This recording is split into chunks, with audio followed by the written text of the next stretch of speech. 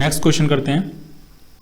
In a Young's double slit interference experiment the fringe pattern is observed on a screen placed at a distance capital D from the slits. ठीक है, ये जो screen और slits के बीच का separation दिया है ये कितना दिया है आपको, capital D. The slits are separated by a distance small d and are illuminated by monochromatic light of wavelength lambda. ठीक है, स्लिट्स के बीच का सेपरेशन कितना दिया है, स्मॉल डी, और जो वेवलेंथ यूज कर रहे हैं उसकी वेवलेंथ आपको दी है, जो लाइट यूज कर रहे हैं उसकी वेवलेंथ दी है आपको लैम्डा।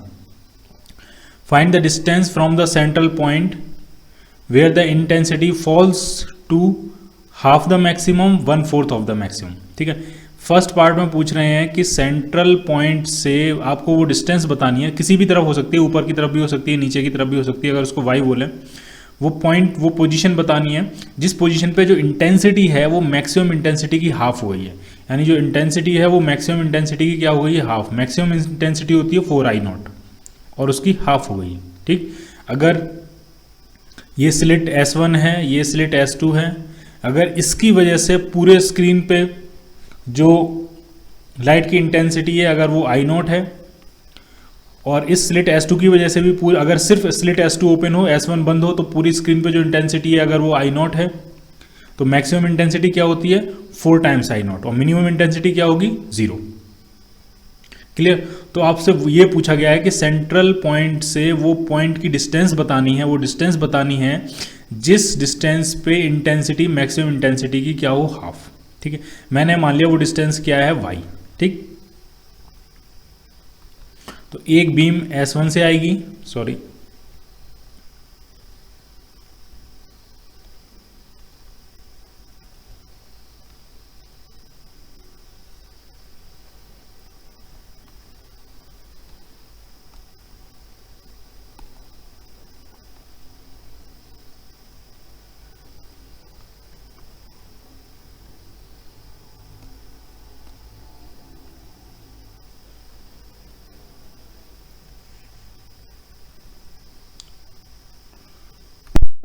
ठीक है, तो एक बीम जो है वो S1 से आएगी उस पॉइंट तक, और दूसरी बीम जो आएगी वो S2 से आएगी।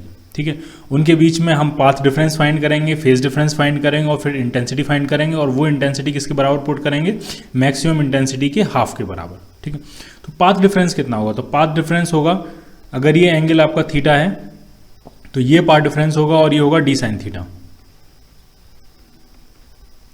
D sine theta.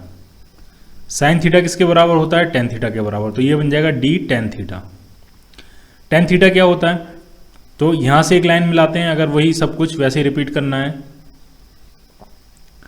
ये एंगल भी क्या होता है आपका थीटा, तो जो टेन थीटा होगा वो हो जाएगा परपेंडिकुलर अपॉन बेस। परपेंडिकुलर कितना है वाई और बेस कितना है डी, तो ये बन जाएगा d y over capital D. ठीक, तो फेज डिफरेंस कितना होगा, फेज डिफरेंस होता है 2 pi by lambda into delta x, और डेल्टा एक्स कितना है d capital Y upon small, d capital Y upon capital D. ठीक, क्लियर है, ये फेज डिफरेंस हो गया। अब आप ये चाहते हो कि उस पॉइंट पे जो इंटेंसिटी है वो मैक्सिमम की हाफ हो, तो क्या फॉर्मूला बनता है इंटेंसिटी का, जो नेट इंटेंसिटी होती है वो आपकी होती है I1 plus I2 plus 2 under root I1 I2 into cos delta phi. सारी वैल्यूज पुट करते हैं। आई नेट आप चाहते हो क्या हो, मैक्सिमम इंटेंसिटी का हाफ। क्लियर, I1 भी कितना है I0, I2 भी कितना है I0, प्लस I0 पुट करेंगे तो अंडर रूट के बाहर I0 आ जाएगा, तो ये हो गया 2I0 into cos delta phi. Delta phi की वैल्यू बाद में पुट करेंगे, पहले इसको सॉल्व कर लेते हैं। तो ये भी कितना हो जाएगा 2I0, तो इस तरफ भी है 2I0, ये भी है आपका 2I0, और ये भी 2I0 है, तो 2I0 कॉमन ले लेंगे तो क्या आ जाएगा 1 प्लस कॉस डेल्टा फाई। ये 2I0 से 2I0 कैंसिल हो जाएगा, इस तरफ 1 बचेगा, तो 1 equal to 1 plus cos delta phi आ गया। इसका मतलब कॉस डेल्टा फाई जो है वो आपका 0 आ गया। कॉस डेल्टा फाई 0 है, इसका मतलब क्या हुआ, जो डेल्टा फाई होगा आपका वो कितना होगा, अगर सबसे सिंपल सी वैल्यू देखें तो वो होगा पाई बाई 2। कॉस पाई बाई 2 क्या होता है आपका 0। पाई बाई 2 भी हो सकता है, 3 पाई बाई 2 भी हो सकता है, 5 पाई बाई 2 भी हो सकता है। ठीक है, तो फाई डेल्टा फाई है कितना, डेल्टा फाई है आपका 2 pi by lambda into d capital Y upon capital D is equal to pi by 2। तो आप इसको सॉल्व कर लोगे तो यहाँ से वाई मिल जाएगा आपको। वाई कितना मिल जाएगा, ये पाई से पाई कैंसिल हो गया, ये डी और लैम्डा ऊपर जाएगा, तो ये हो गया capital D lambda upon 4 small D. ठीक, क्लियर। तो सेंट्रल मैक्सिमा के पास जो सबसे पहला पॉइंट होगा जिस पे इंटेंसिटी जो है वो मैक्सिमम इंटेंसिटी की हाफ होगी, वो कितनी डिस्टेंस पे होगा, तो उसकी डिस्टेंस होगी आपकी D capital lambda upon 4d। ठीक है, और ऐसा सिर्फ एक पॉइंट नहीं हुआ है, ऐसे और भी कई पॉइंट मिलेंगे, क्योंकि इंटेंसिटी जो होती है पीरियोडिक होती है, यहाँ मैक्सिमम फिर मिनिमा फिर मैक्सिमा फिर मिनिमा मैक्सिमा फिर मिनिमा। ठीक है, सबसे जो पहला पॉइंट होगा वो इतनी डिस्टेंस पे होगा। और पॉइंट्स फाइंड करने हैं तो आप डेल्टा फाई की वैल्यू और पुट करना शुरू कर दो। पाई by 2 cos pi by 2 zero होता है, ठीक है, और जीरो करना है तो 3 पाई बाई 2 भी जीरो होता है, तो ये दूसरा पॉइंट मिल जाएगा। फिर 5 पाई बाई 2 पुट कर दोगे तो एक तीसरा पॉइंट मिल जाएगा। तो इस तरह से पॉइंट मिलते चले जाएंगे, और जैसे पॉइंट्स ऊपर मिलेंगे वैसे ही नीचे मिलेंगे, क्योंकि ये प्लस माइनस होता है। ठीक है, कॉस का जो ग्राफ होता है वो वाई एक्सिस के अबाउट सिमेट्रिक होता है। ठीक है, कॉस का ग्राफ कुछ इस तरह से होता है, जैसा इस तरफ है वैसा ही इस तरफ होता है।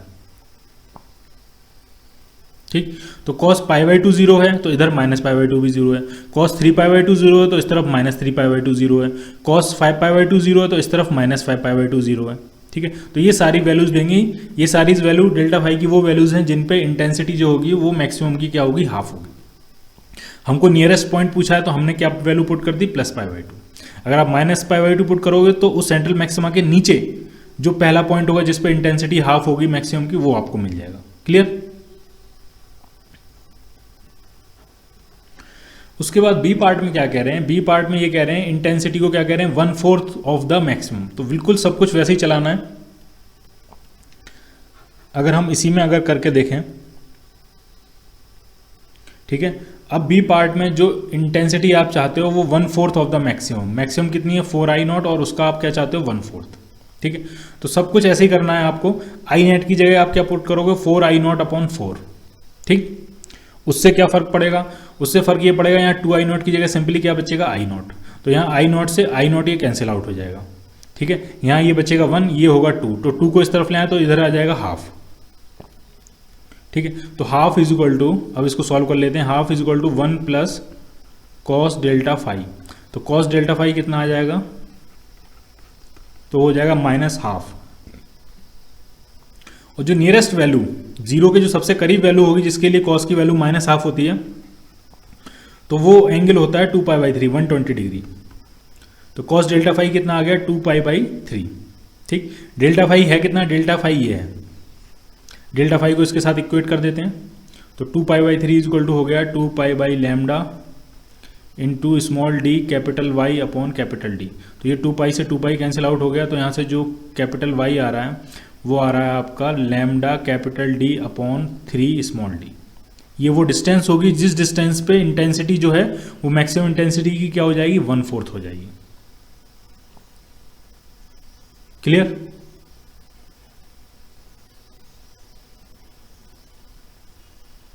नेक्स्ट क्वेश्चन करते हैं, ये पिछले क्वेश्चन पे ही बेस्ड है। इन a Young's double slit experiment, उसमें आपको कुछ वैल्यूज दी हैं। लैम्डा जो वेवलेंथ यूज कर रहे हैं वो आपको दिया है 500 नैनोमीटर, डी की वैल्यू दी है 1.0 मिलीमीटर, और separation between the slit and the screen दिया है 1 मीटर। ठीक, पूछा क्या है, find the minimum distance from the central maxima. Central maxima से मिनिमम डिस्टेंस पूछा है, जिस डिस्टेंस पे for which intensity is half of the maximum intensity. जिस पॉइंट पे जो इंटेंसिटी हो वो मैक्सिमम इंटेंसिटी का हाफ हो। ठीक, तो ये तो हमने पिछले क्वेश्चन में सॉल्व किया था। वो जो मिनिमम डिस्टेंस आती है वो डिस्टेंस कितनी आई थी, वो डिस्टेंस आपकी आई थी lambda capital D upon 4 small D. ये वो डिस्टेंस थी जिस डिस्टेंस पे सेंट्रल मैक्सिमा से जिस डिस्टेंस पे इंटेंसिटी जो है वो मैक्सिमम इंटेंसिटी की क्या हो जाए, हाफ हो जाए। और 1/4 के लिए क्या आया था, वो डिस्टेंस जिस पे मैक्सिमम इंटेंसिटी की 1/4 हो जाती है, वो जो डिस्टेंस आई थी lambda capital D upon 3 times small D. तो हमारे क्वेश्चन में सिर्फ हाफ को कंसीडर करना है, तो वो डिस्टेंस आपसे पूछी गई मिनिमम डिस्टेंस, और ये मिनिमम डिस्टेंस ही थी। ठीक है, तो सिंपल है, सारी वैल्यूज पुट कर देते हैं। लैम्डा कितना है, 500 नैनोमीटर है, 10⁻⁹ कैपिटल डी जो है वो 1 मीटर है, 4 टाइम्स स्मॉल डी जो है वो 1 mm है, mm का मतलब 10⁻⁻3। तो इसको ऊपर लेके जाते हैं, 10⁻+3 बन जाएगा, ये 2 0 भी कैंसिल कर लेते हैं तो ये +2 हो जाएगा। तो ये आ गया 1.25 × 10⁻5 और ये है -9, तो ये हो गया -4 मीटर। ये वो मिनिमम सेपरेशन होगा जिस सेपरेशन पे सेंट्रल मैक्सिमा के सबसे करीब, ये सेपरेशन वो होगा जिस सेपरेशन पे इंटेंसिटी जो है वो मैक्सिमम इंटेंसिटी की क्या हो जाएगी, हाफ। इतनी डिस्टेंस ऊपर और इतनी डिस्टेंस नीचे, ठीक है। अगर मैं ड्रॉ करूं तो मान लीजिए सेंट्रल मैक्सिमा का पोजीशन है, तो जो फ्रिंज होगी उसको हम इस तरह से ड्रॉ कर सकते हैं। इंटेंसिटी का ग्राफ है बेसिकली। तो सेंट्रल मैक्सिमा का जो पोजीशन होती है यहाँ तो इंटेंसिटी मैक्सिमम होगी, कितनी होती है, 4I0। उसके बाद दोनों तरफ इंटेंसिटी ड्रॉप होती जा रही है, तो हमको वो पॉइंट चाहिए जिस पॉइंट पे इंटेंसिटी हाफ हो जाती है, 4I0 की हाफ यानी 2I0 हो जाएगी। तो ऐसा ही पॉइंट ऊपर है, ऐसा ही पॉइंट आपको कहाँ मिलेगा, नीचे भी मिलेगा। तो ये सेंट्रल मैक्सिमा से कितना दूर है, तो ये डिस्टेंस आई है 1.25 × 10⁻⁻4 मीटर। इतना ही ऊपर और इतना ही नीचे। क्लियर। नेक्स्ट क्वेश्चन करते हैं। A line width of a bright fringe is sometime defined as a separation between the points on the two sides of the central line where the intensity falls to half the maximum. Line width जो है किसी bright fringe की line width को कैसे define किया गया वो समझाया गया। तो ढंग से समझो, अगर हम थोड़ा ड्रॉ करने की कोशिश करें, ढंग से देखना है आपको।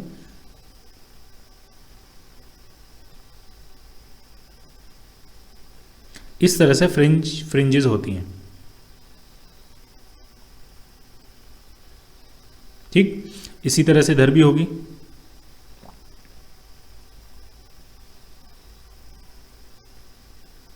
ठीक है। यहां पे इंटेंसिटी क्या है, इस पोजीशन पे इंटेंसिटी मैक्सिमम है। ये मैंने इंटेंसिटी का ग्राफ बनाया बेसिकली। यहां पे इंटेंसिटी मैक्सिमम है, यहां पे इंटेंसिटी मिनिमम है। इस पॉइंट पे इंटेंसिटी मैक्सिमम है और इस पॉइंट पे इंटेंसिटी मिनिमम है, ठीक है। ये बेसिकली फ्रिंजेस हैं। यहाँ पे इंटेंसिटी मिनिमम है, यहाँ पे इंटेंसिटी क्या है, मैक्सिमम है। यहाँ पे इंटेंसिटी फिर से क्या है, मिनिमम है, ठीक है। तो ये ब्राइट डार्क फ्रिंजेस हैं ये, ठीक है। तो ब्राइट फ्रिंज, किसी भी ब्राइट फ्रिंज की लाइन विड्थ किस तरह से डिफाइन की गई है, ठीक है।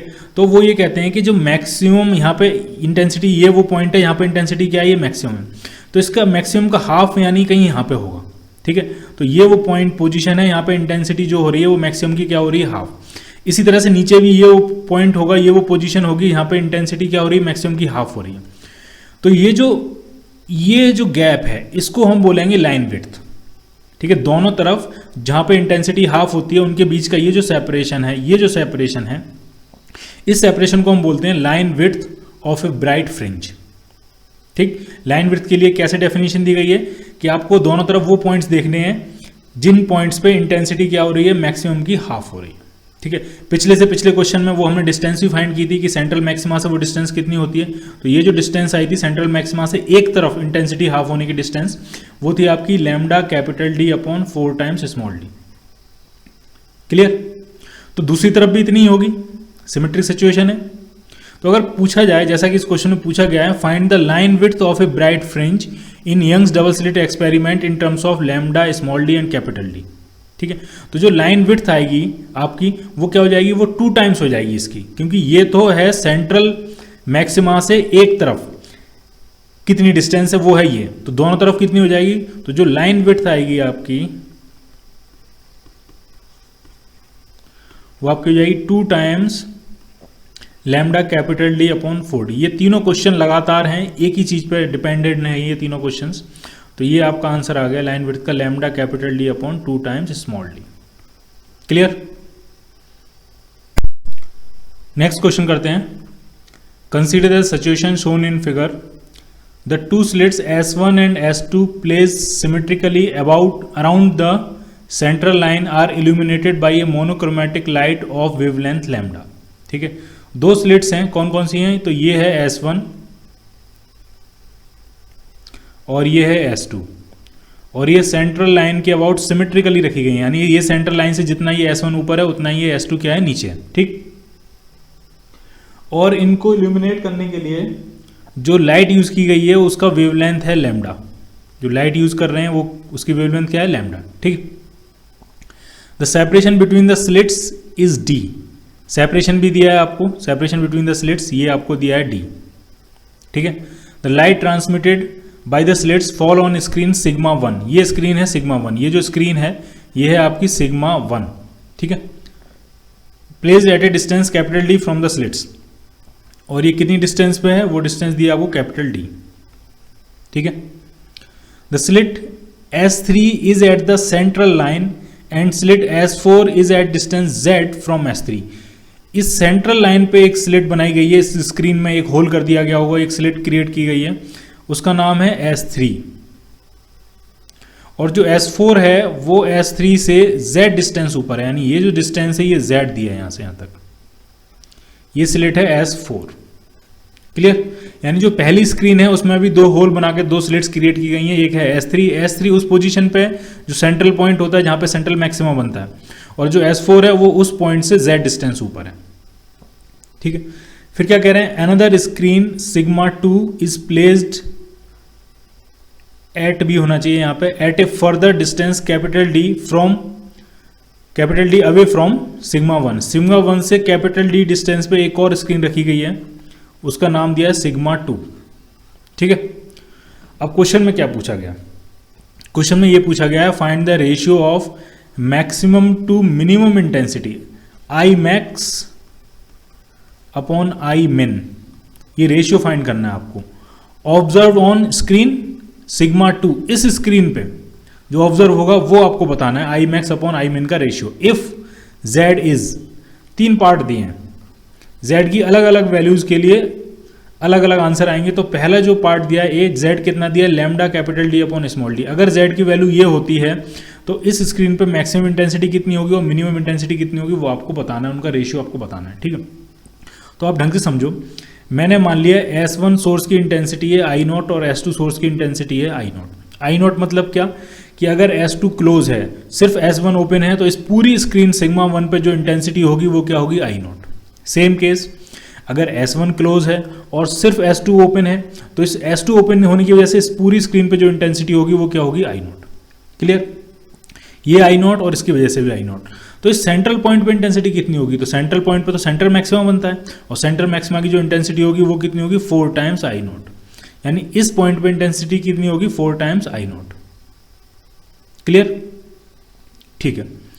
अब जरा देखते हैं इस पॉइंट पे इंटेंसिटी कितनी होगी, फर्स्ट केस लेके देखते हैं। फर्स्ट केस में Z कितना दिया है आपको, Z दिया है lambda capital D upon 2 times small d। ठीक है, Z दिया तो क्या उससे हम पाथ डिफरेंस फाइंड कर सकते हैं। पाथ डिफरेंस कितना होता है, तो होता है small d into Z upon capital D।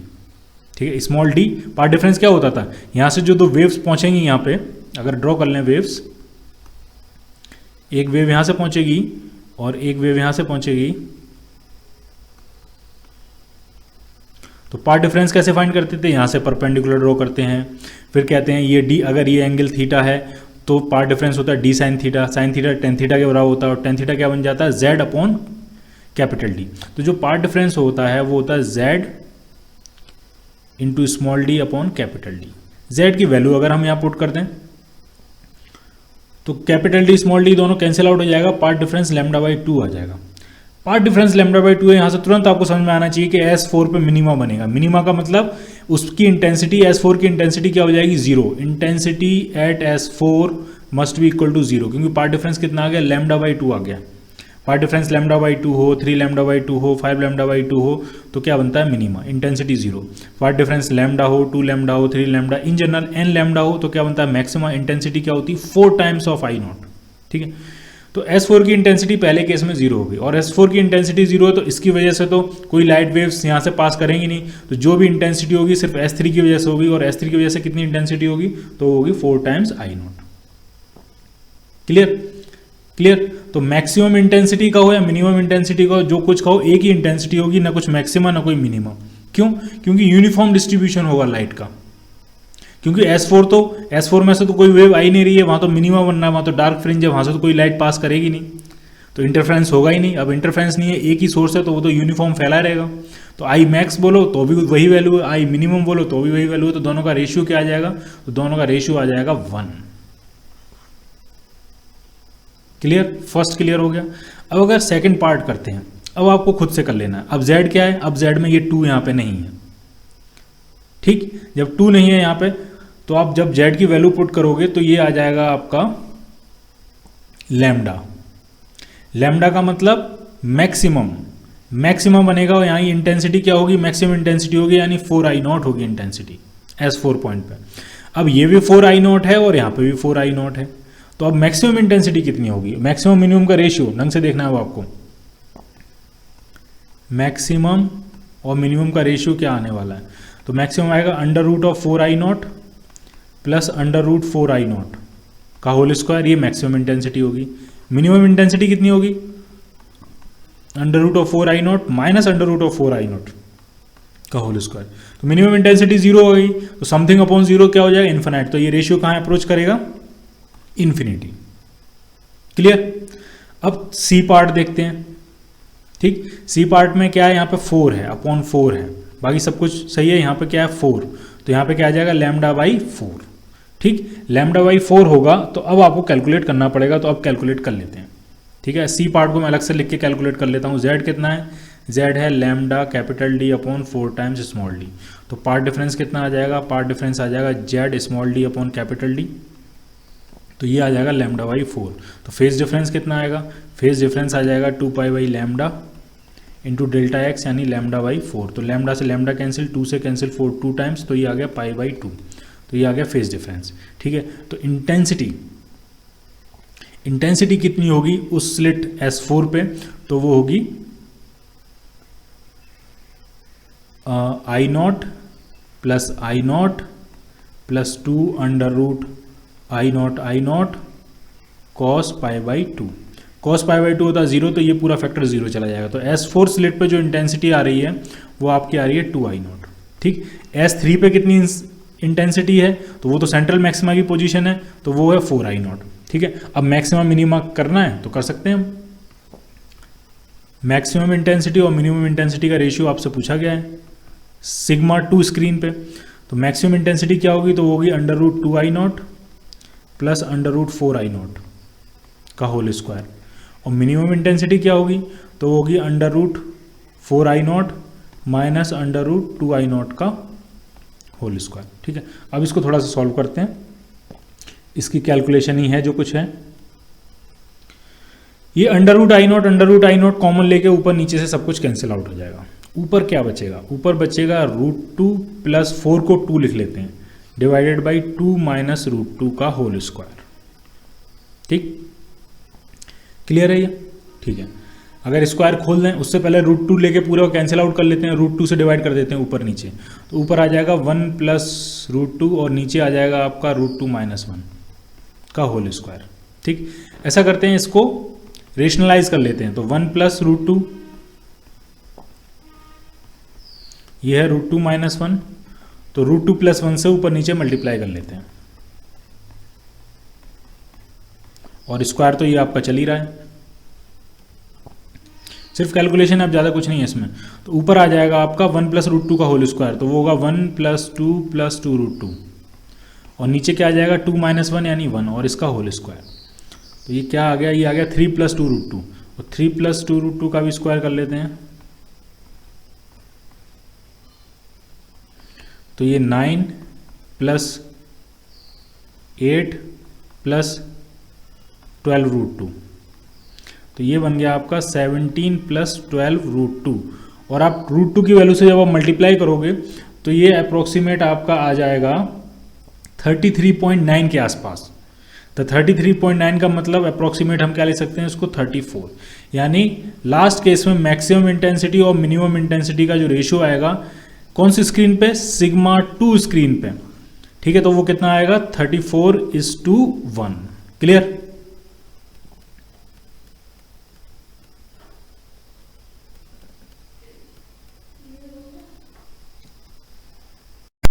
Next question करते हैं, अच्छा क्वेश्चन है ये। Consider the arrangement shown in figure by some mechanism the separation between the slits S3 and S4 can be changed. ये स्लिट है S3, ये slit है S4, ये S1 है, ये S2 है। S3 और S4 के बीच का ये जो सेपरेशन है Z, इसको आप चेंज कर सकते हो, Z को हम बढ़ा या घटा सकते हैं। The intensity is measured at the point P which is at the common perpendicular bisector of S1 S2 and S3 S4। ये है पॉइंट P आपका। इस पॉइंट P पे हम इंटेंसिटी मेजर कर रहे हैं और ये जो पॉइंट P है वो S1 S2 के कॉमन बाइसेक्टर पे है और S3 S4 के कॉमन बाइसेक्टर पे। इसका मतलब जो हम ये सेपरेशन बढ़ाएंगे घटाएंगे S3 और S4 के बीच का, ये जो Z है, Z की वैल्यू जो हम वेरी करेंगे, लेकिन जो कॉमन बाइसेक्टर है वो वहीं के वहीं रहेगा। यानी अगर Z की वैल्यू को बढ़ाएंगे तो S3 ऊपर की तरफ मूव कर जाएगा और S4 नीचे की तरफ मूव कर जाएगा और सिमेट्रिकली मूव करेंगे, ताकि ये जो कॉमन बाइसेक्टर है उसमें कोई चेंज नहीं होगा। ठीक है, यानी S3 और S4 के बीच में से ये जो लाइन जा रही है, इससे S3 कितना ऊपर रहेगा, Z/2, S4 कितना नीचे रहेगा, Z/2। Z की वैल्यू कुछ भी हो सकती है डिपेंडिंग अपॉन द सिचुएशन। ठीक है, अब क्या कह रहे हैं, अब ये कह रहे हैं कि अगर Z d lambda upon 2d के बराबर है तब इंटेंसिटी जो पॉइंट P पे मेजर की गई है वो I मेजर की गई है। ठीक है, एक कंडीशन आपको दी है कि अगर Z की वैल्यू ये है तो P पॉइंट पे जो इंटेंसिटी है वो है I। ठीक, find this intensity when Z is equal to, जब Z की अगर अलग अलग वैल्यूज होंगी तो उस पॉइंट P पे इंटेंसिटी क्या होगी वो आपसे पूछी गई है। ठीक है, तो हम इसको एक एक करके सॉल्व करेंगे, ढंग से देखना करेंगे कैसे। मान लिया यहाँ से जो लाइट आ रही है S1 की वजह से इंटेंसिटी मान लिया है I0 और S2 की वजह से भी इंटेंसिटी क्या है I0।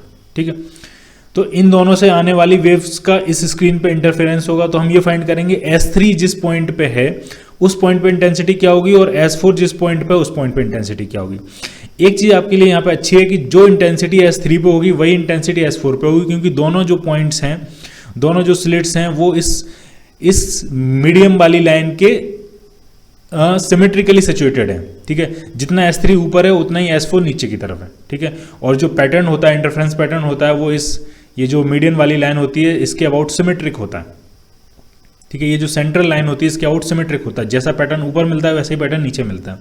तो हम S3 या S4 किसी एक पॉइंट पे हम इंटेंसिटी फाइंड करेंगे, जो S3 पे इंटेंसिटी होगी वही S4 पे इंटेंसिटी होगी। ठीक है, फिर वो आगे इंटेंसिटी इस पॉइंट P पे क्या बनाएगी, वो कंस्ट्रक्टिव इंटरफ्रेंस करेगी और यहाँ पे सेंट्रल मैक्सिमम बनाएगी।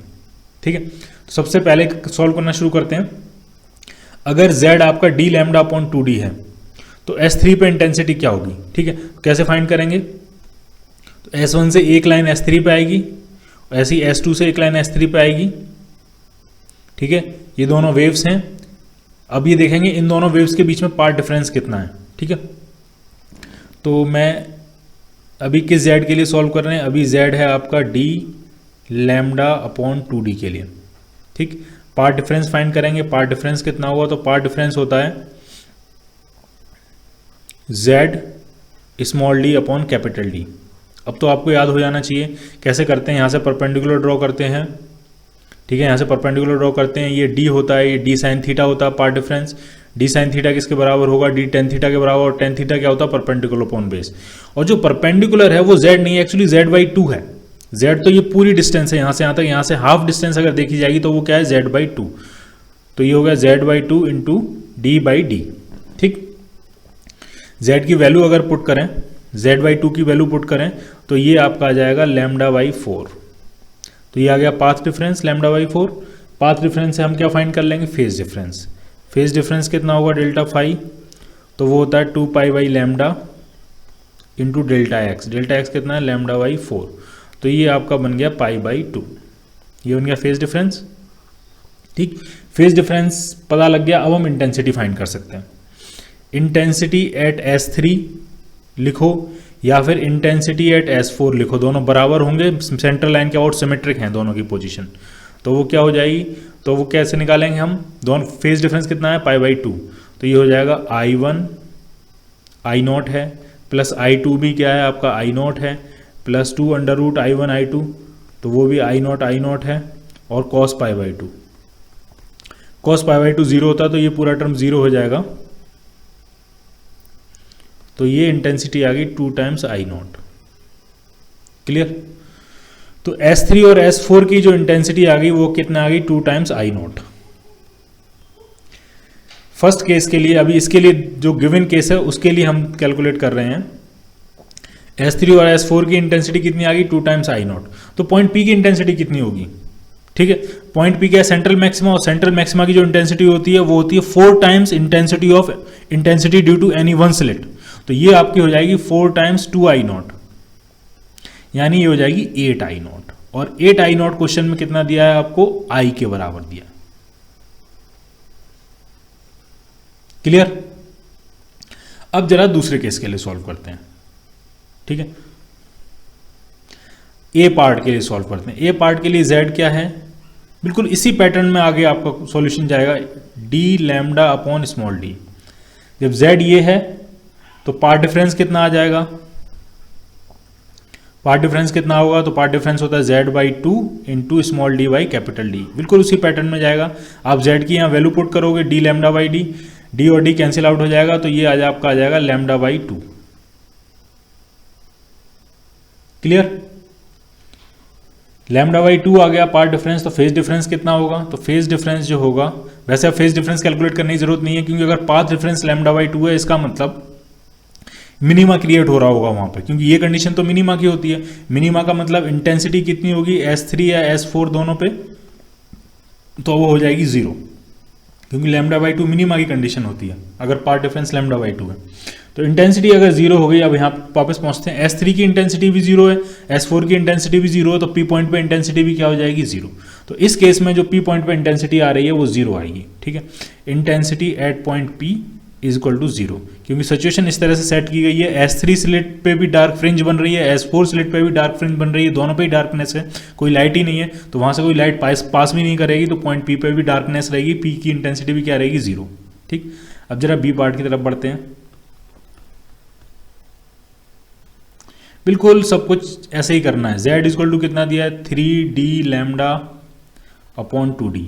Z दिया है तो पार्ट डिफरेंस फाइंड कर लेंगे, Z/2 into small d by capital D। Z की वैल्यू पुट कर दो यहाँ से, तो जो पार्ट डिफरेंस आपका आएगा Z/2 आ जाएगा, तो ये आ जाएगा 3 λ/4।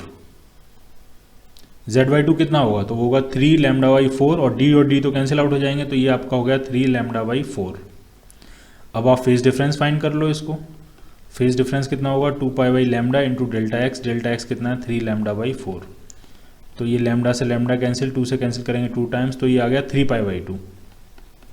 ठीक, 3π/2 फेज डिफरेंस आ गया। तो इंटेंसिटी फाइंड करना बहुत आसान है, S3 की इंटेंसिटी बोलो या उसको S4 की इंटेंसिटी बोलो आप, तो वो क्या हो जाएगा, वो हो जाएगी I1 plus I2 plus 2 under root I1 I2 cos delta phi कितना, 3π/2।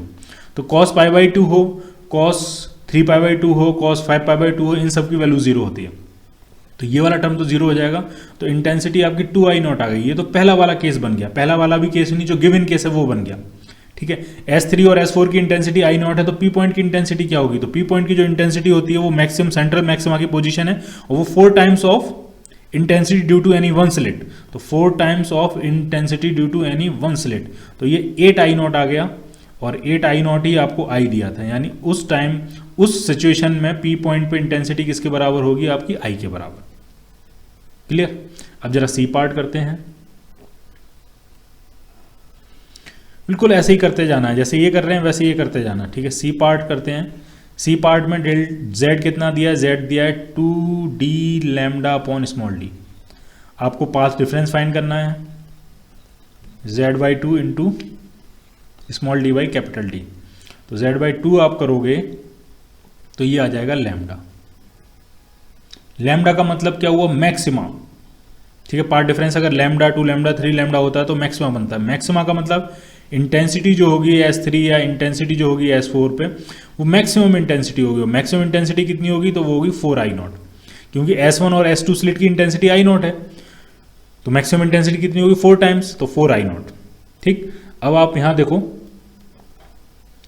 S3 पे भी इंटेंसिटी 4I0 है, S4 पे भी इंटेंसिटी 4I0 है, तो P पॉइंट की इंटेंसिटी कितनी हो जाएगी, तो P पॉइंट तो सेंट्रल मैक्सिमा का पॉइंट है, तो उस पर इंटेंसिटी जो होगी वो होगी 4 times intensity due to any one slit, और एनी वन स्लिट इंटेंसिटी कितनी है, तो ये 4I0। तो 4 इंटू 4 तो ये आ जाएगी 16I0। ठीक, 8I0 अगर I के बराबर है तो 16I0 क्या हो जाएगा, वो 2I के बराबर हो जाएगा। यानी लास्ट थर्ड केस में पॉइंट पी की इंटेंसिटी कितनी होगी 2I0। क्लियर। नेक्स्ट क्वेश्चन करते हैं, अच्छा क्वेश्चन है ये।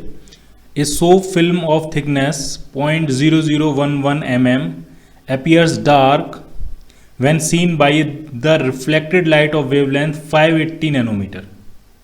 एक सोप फिल्म है, ठीक है, ये फिल्म बनाई है मैंने, उसकी थिकनेस कुछ मान लेते हैं, मान लिया उसकी थिकनेस दी है डी की वैल्यू दी है और उसका रिफ्रैक्टिव इंडेक्स दिया है आपको म्यू, ठीक है। और कौन सी लाइट यूज़ कर रहे हैं, उस लाइट की आपको वेवलेंथ दी है लैम्डा, ठीक है। म्यू दिया नहीं है, म्यू हमने मान लिया, म्यू आपको फाइंड करना है। What is the index of refraction of the soap solution, जो सोप सॉल्यूशन है जिसकी आपने ये फिल्म बनाई है, जिसकी थिकनेस ये डी है, उसका इंडेक्स ऑफ रिफ्रैक्शन यानी रिफ्रैक्टिव इंडेक्स म्यू आपसे पूछा गया है। और कंडीशन क्या दी है, if it is known to be between 1.2 and 1.5। कुछ हमें आइडिया है म्यू के बारे में कि वो जो भी है वो 1.2 और 1.5 के बीच में लाई कर रहा है, ठीक है। और रिफ्लेक्टेड लाइट से जब आप उसको देख रहे हैं तो वो डार्क दिख रही है। रिफ्लेक्टेड लाइट का मतलब क्या हुआ, ढंग से देखना। जैसे ये लाइट बीम आई, लाइट वेव आई, तो कुछ लाइट तो इसके जो पहली सरफेस है, पहली इंटरफेस है, वहां से रिफ्लेक्ट हो जाएगी, कुछ लाइट ट्रांसमिट हो जाएगी। जो लाइट ट्रांसमिट होके गई है उसमें से कुछ लाइट जो है वो रिफ्रैक्ट हो जाएगी, ठीक है, और कुछ लाइट रिफ्लेक्ट हो जाएगी। जो रिफ्लेक्ट हुई है उसका कुछ हिस्सा ट्रांसमिट हो जाएगा वापस से, ठीक है। यानी यहां पे जो लाइट आ रही है वो दो सरफेस से रिफ्लेक्ट होकर आ रही होगी, एक तो इस सरफेस से रिफ्लेक्ट होकर आ रही है और एक इस सरफेस से रिफ्लेक्ट होकर आ रही है। जो इस सरफेस से रिफ्लेक्ट होकर आ रही है वो तो डायरेक्टली यहीं से रिफ्लेक्ट होकर चली गई है। जो इस सरफेस से आई है तो उसके तीन फिनोमेना हुए हैं, पहले तो वो रिफ्रैक्ट हुई है, फिर यहां से रिफ्लेक्ट हुई है, फिर यहां से रिफ्रैक्ट हुई है, तब वो बाहर आई है, ठीक है। अगर ये बीम 1 है, ये बीम 2 है आपके पास, ये वेव 1 है, वेव 2 है। वेव 1 जो है वो पहली इंटरफेस से रिफ्लेक्ट होकर आ गई है। जो वेव 2 है उसका पहले रिफ्रैक्शन हुआ है, फिर यहां पे रिफ्लेक्शन हुआ है और फिर यहां पे रिफ्रैक्शन हुआ है, तब वो बाहर आई। और ये दोनों वेव्स अगर आगे जाके डिस्ट्रक्टिव इंटरफेरेंस करती हैं, यानी इन दोनों वेव्स के बीच में जो पार्ट डिफरेंस है वो λ/2 या 3 λ/2 या 5 λ/2 इस तरह से आता है, और ये आगे जाके डिस्ट्रक्टिव इंटरफेरेंस करती हैं, ठीक है। तो कैसा दिखाई देगा, तो आपको डार्क दिखाई देगा। अगर यहां पे कोई आई देख रही होगी इसको, ठीक है, तो उसको ये फिल्म कैसे दिखाई देगी, डार्क, क्योंकि ये दोनों वेव्स वहां पे जाके कैसा इंटरफेरेंस कर रही हैं, वो डिस्ट्रक्टिव इंटरफेरेंस कर रही हैं, मिनिमा बना रही है। इंटेंसिटी वहां पे क्या होगी, 0। क्लियर। तो इंपॉर्टेंट बस बात यह है कि 1 और 2 में जो पाथ डिफरेंस होगा वो आपका λ/2 या 3 λ/2 या 5 λ/2 इस ऑर्डर का होना चाहिए। यानी पाथ डिफरेंस जो भी होना चाहिए डेल्टा एक्स, वो कुछ इस तरह के ऑर्डर का होना चाहिए, 2n-1 टाइम्स λ/2। क्लियर। अब कैसे फाइंड करेंगे पार्ट डिफरेंस, ठीक है। तो ये डायग्राम तो मैंने आपको समझाने के लिए अलग से बनाया। एक्चुअली जो रे आ रही होगी वो एकदम नॉर्मली आ रही होगी और वो नॉर्मली ही वापस चली जाएगी, ठीक है। नॉर्मली एक रे आएगी इस तरह से, ठीक है, तो एक रे तो यहीं से वापस हो जाएगी और दूसरी रे अंदर जाके और यहां से रिफ्लेक्ट होकर तब वापस होगी। तो इस दूसरी रे ने कितना एक्स्ट्रा डिस्टेंस ट्रेवल की, तो वो ये वाली डिस्टेंस उसने एक्स्ट्रा ट्रेवल की और 2 बार ट्रेवल किया, एक बार जाने में और एक बार आने में। तो दूसरी रे ने कितना एक्स्ट्रा डिस्टेंस ट्रेवल की, कितना एक्स्ट्रा ऑप्टिकल पाथ लेंथ उसने ट्रेवल की। तो ये थिकनेस कितनी है, ये थिकनेस है आपकी डी और इसका रिफ्रैक्टिव इंडेक्स कितना है, म्यू। तो कितनी उसने ऑप्टिकल पाथ लेंथ ट्रेवल की होगी, तो एक बार जाने में वो होगी म्यू इंटू डी और एक बार आने में तो प्लस म्यू इंटू डी। यानी दूसरी वाली वेव ने, अगर इसको नाम दें 1 और इसको नाम दें 2, तो 2 वाली वेव ने 1 के कंपेरेटिवली कितना extra optical path length travel किया, तो वो है 2 म्यू डी। क्लियर। क्या 1 ने कोई एक्स्ट्रा पाथ लेंथ ट्रेवल की है, 1 ने तो कोई ऑप्टिकल पाथ लेंथ ट्रेवल नहीं की, वो तो यहीं से बेंट हो गई है, ठीक है। लेकिन एक चीज यहां पे आपको कंसीडर करनी है, वो चीज ये कंसीडर करनी है कि जब भी कोई वेव किसी डेंसर मीडियम से टकरा के वापस आती है तो उसके फेज में या उसके पाथ में अगर आप कहो तो λ/2 का डिफरेंस आ जाता है, ठीक। कब, जब कोई वेव डेंसर मीडियम से टकरा के वापस आती है। तो अगर 1 का देखा जाए तो 1 ने वैसे तो कोई डिस्टेंस ट्रेवल नहीं किया, लेकिन 1 जो है वो डेंसर मीडियम से टकरा के रिफ्लेक्ट हुई है, तो 1 ने λ/2 का एक्स्ट्रा पाथ डिफरेंस आ गया होगा 1 में। तो टू वाली वेव में एक्स्ट्रा कितना आया 2 म्यू डी, और 1 वाली वेव में एक्स्ट्रा कितना आया λ/2। तो इनका डिफरेंस जो होगा वो होगा difference, path difference between 2 and 1। आप ऐसा कह सकते हो 2 ने कितना एक्स्ट्रा ट्रेवल किया है 2 म्यू डी, 1 ने कितना एक्स्ट्रा ट्रेवल किया है λ/2। 2 का डेफिनेटली एक्स्ट्रा जो ज्यादा होगा वो ज्यादा होगा, तो उसको मैंने डिफरेंस कर दिया। ठीक है, और ये किसके बराबर होगा, ये आपका होगा, अगर आप डिस्ट्रक्टिव इंटरफ्रेंस चाहते हो तो 2n-1 इंटू λ/2 के बराबर। ठीक है, एक चीज बताओ, जो 1 वेव आई है वो इस डेंसर मीडियम से रिफ्लेक्ट होकर गई है, इसलिए उसने कितना एक्स्ट्रा पाथ लेंथ ली है λ/2 की। क्या 2 भी तो रिफ्लेक्ट होकर आई है इस सरफेस से, तो क्या 2 ने नहीं ली होगी? तो आप देखो 2 किस सरफेस से रिफ्लेक्ट होकर आई है, तो 2 जिस सरफेस से रिफ्लेक्ट हो रही है वो डेंसर मीडियम नहीं है, वो रेयर मीडियम की है, क्योंकि यहां पे क्या है, यहां पे क्या है, एयर है। तो ये जो इंटरफेस है वो होगी वाटर एयर इंटरफेस। ठीक है, तो इस तरफ जो मीडियम है वो कैसा मीडियम है, वो डेंसर मीडियम नहीं है, वो कैसा मीडियम है, वो रेयर मीडियम है। तो यहां इसकी वजह से 2 वाली वेव में कोई λ/2 का एक्स्ट्रा पार्ट डिफरेंस ऐड नहीं होगा। ये बिल्कुल ऐसे ही है, आप ढंग से समझो, जैसे कि हमने पढ़ा था, अगर कोई फिक्स्ड हिंज है, फिक्स्ड, और अगर मैं एक वेव पल्स इसको देके छोड़ता हूं यहां से, तो ये वेव पल्स आगे की तरफ जाएगी, और जब ये फिक्स्ड हिंज से रिफ्लेक्ट होकर वापस आएगी तो ये इसी तरह से वापस नहीं आएगी, ये इस तरह से वापस आएगी। यानी इसमें कितने का फेज डिफरेंस हो जाएगा, इसमें पाई का फेज डिफरेंस हो जाएगा। ठीक, ये हमने पढ़ा था। और अगर यहां पे फिक्स्ड हिंज की जगह एक फ्री हिंज हो, मतलब एक लूप हो, और ये स्ट्रिंग है, और इस तरह से आपने उसको एक वेव पल्स देके एक वेव पल्स छोड़ी है, तो जब ये वेव पल्स आगे जाएगी और जब ये रिफ्लेक्ट होकर वापस आएगी तो इसमें कोई फेज डिफरेंस नहीं आएगा, ये इसी तरह से वापस लौट आएगी। बिल्कुल सेम केस यहां पे है। जब रेयर मीडियम की वेव डेंसर मीडियम से टकरा के वापस होती है तो उसमें कितने का फेज डिफरेंस आ जाता है, पाई का, या कितने का पाथ डिफरेंस आ जाता है, λ/2 का। λ/2 का पाथ डिफरेंस या पाई का फेज डिफरेंस एक ही बात है। तो आप फेज डिफरेंस के टर्म्स में याद रखना चाहो तो याद रख लो। ठीक है, जब भी कोई वेव डेंसर मीडियम से टकरा के रिफ्लेक्ट होकर वापस आती है तो उसमें कितने का फेज डिफरेंस आ जाता है, पाई का। और जब भी कोई वेव रेयर मीडियम से टकरा के वापस आती है तो उसमें कोई फेज डिफरेंस नहीं आता। तो ये वाली जो वेव है ये डेंसर मीडियम से टकरा के रिफ्लेक्ट हुई है, तो इसमें कितना फेज डिफरेंस एक्स्ट्रा आ जाएगा, पाई का। तो पाथ डिफरेंस कितना होगा, λ/2 का। जबकि ये वाली जो वेव है वो रेयर मीडियम से टकरा के वापस आई है, तो उसमें कोई फेज डिफरेंस या पाथ डिफरेंस नहीं आएगा। क्लियर, ये सिचुएशन आपको याद रखनी है। अब जरा इसको सॉल्व कर लेते हैं। 2 म्यू डी इस तरफ रखते हैं, λ/2 उस तरफ ले जाएंगे, तो ये आपका बन जाएगा n लैम्डा। 2 से 2 कैंसिल हो जाएगा, λ/2 कैंसिल आउट हो जाएगा, तो ये n लैम्डा बचेगा। आपको पूछा क्या गया है, आपको म्यू की वैल्यू पूछी है, तो म्यू इज इक्वल टू हो जाएगा n lambda divided by 2 times D. सारी वैल्यू पुट कर देते हैं, तो ये हो जाएगा n लैम्डा कितना है आपका, लैम्डा है 5, एक मिनट चेक कर लेते हैं, 580 नैनोमीटर।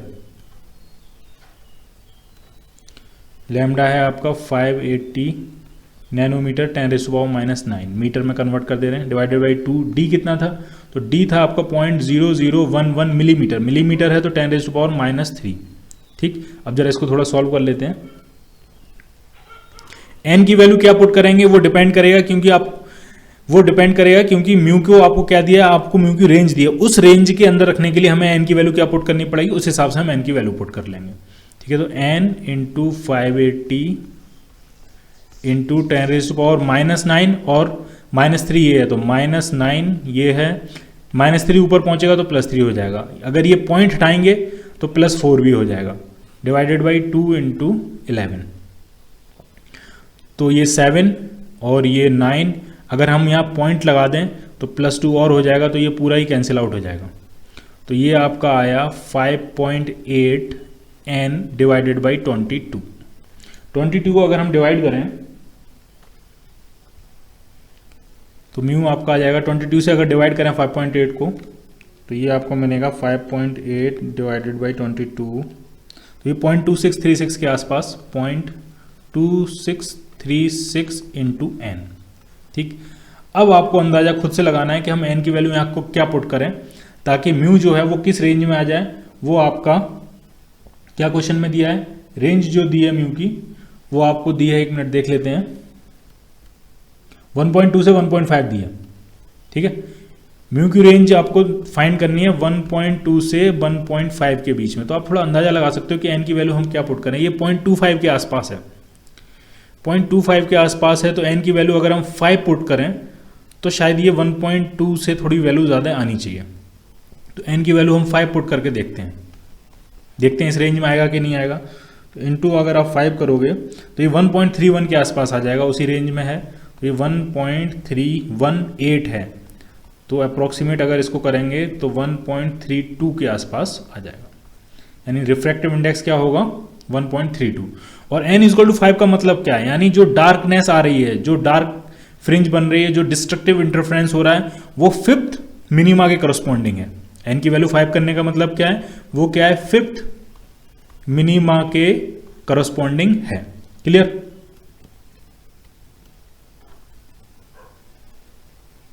क्वेश्चन करते हैं। ये क्वेश्चन भी प्रीवियस क्वेश्चन पे ही बेस्ड है। A parallel beam of light of wavelength 560 nanometre falls on a thin film of oil. Thin film है, तो जरा इसको ड्रॉ करते हैं। मान लिया इस तरह से ये थिन फिल्म, उसकी कुछ थिकनेस होगी और एक पैरेलल बीम है लाइट की, वो उसके ऊपर इंसिडेंट होती है कुछ इस तरह से। ठीक। What should be the minimum thickness of the film so that it strongly reflect the light? Strongly reflect the light का मतलब क्या हुआ कि कुछ लाइट वेव्स तो यहां से रिफ्लेक्ट हो जाएंगी, ठीक, और कुछ लाइट वेव्स अंदर जाके वहां से रिफ्लेक्ट होके और फिर यहां से रिफ्लेक्ट होंगी इस तरह से, जैसा कि प्रीवियस सिचुएशन में हुआ था। ठीक है, तो इसको अगर ड्रॉ करें ढंग से, तो ये इंसिडेंट बीम थी। ये वाली जो बीम है, ये बन बीम है, ये पहली सरफेस से जो फर्स्ट सरफेस आई, ऑयल एयर इंटरफेस, वहां से रिफ्लेक्ट हो गई। ये दूसरी वाली बीम है, ये अंदर एंटर करी है, यहां से रिफ्लेक्ट हुई है, इस सरफेस से रिफ्लेक्ट हुई है, फिर यहां तक आई है, फिर यहां से रिफ्लेक्ट हुई है और ये बाहर आई है। ठीक है। और अगर 1 और 2 वेव्स जो हैं वो यहां से बाहर आने के बाद इनके बीच में इंटरफेरेंस हो और कंस्ट्रक्टिव इंटरफेरेंस हो, इंटेंसिटी मैक्सिमम हो, ठीक है, तो हम उसको बोलेंगे it strongly reflects the light. Clear. तो जैसा कि हमने पहला क्वेश्चन किया था कि जो सेकंड वेव है उसने कितना एक्स्ट्रा ट्रेवल किया होगा, तो वो होती है 2 म्यू डी, ये एक्स्ट्रा पाथ लेंथ उसने ट्रेवल की होगी।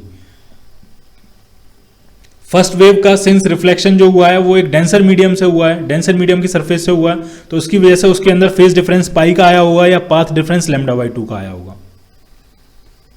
तो 2 और 1 के बीच में नेट पाथ डिफरेंस कितना हुआ, ये 2 ने एक्स्ट्रा ट्रेवल किया, ऐसा मान लो ये वो है, ये 1 ने एक्स्ट्रा ट्रेवल किया है, ये वो है। तो टोटल 2 ने 1 के कंपेरेटिवली कितना एक्स्ट्रा ट्रेवल किया, पाथ डिफरेंस में कितना आया, तो इसको हम क्या कर देंगे, माइनस कर देंगे।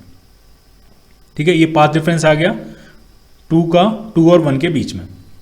और अगर आप चाहते हो कि कंस्ट्रक्टिव इंटरफेरेंस हो, तो ये जो पार्ट डिफरेंस है वो n लैम्डा के बराबर होना चाहिए। कंस्ट्रक्टिव इंटरफेरेंस के लिए पार्ट डिफरेंस क्या होता है, n टाइम्स लैम्डा।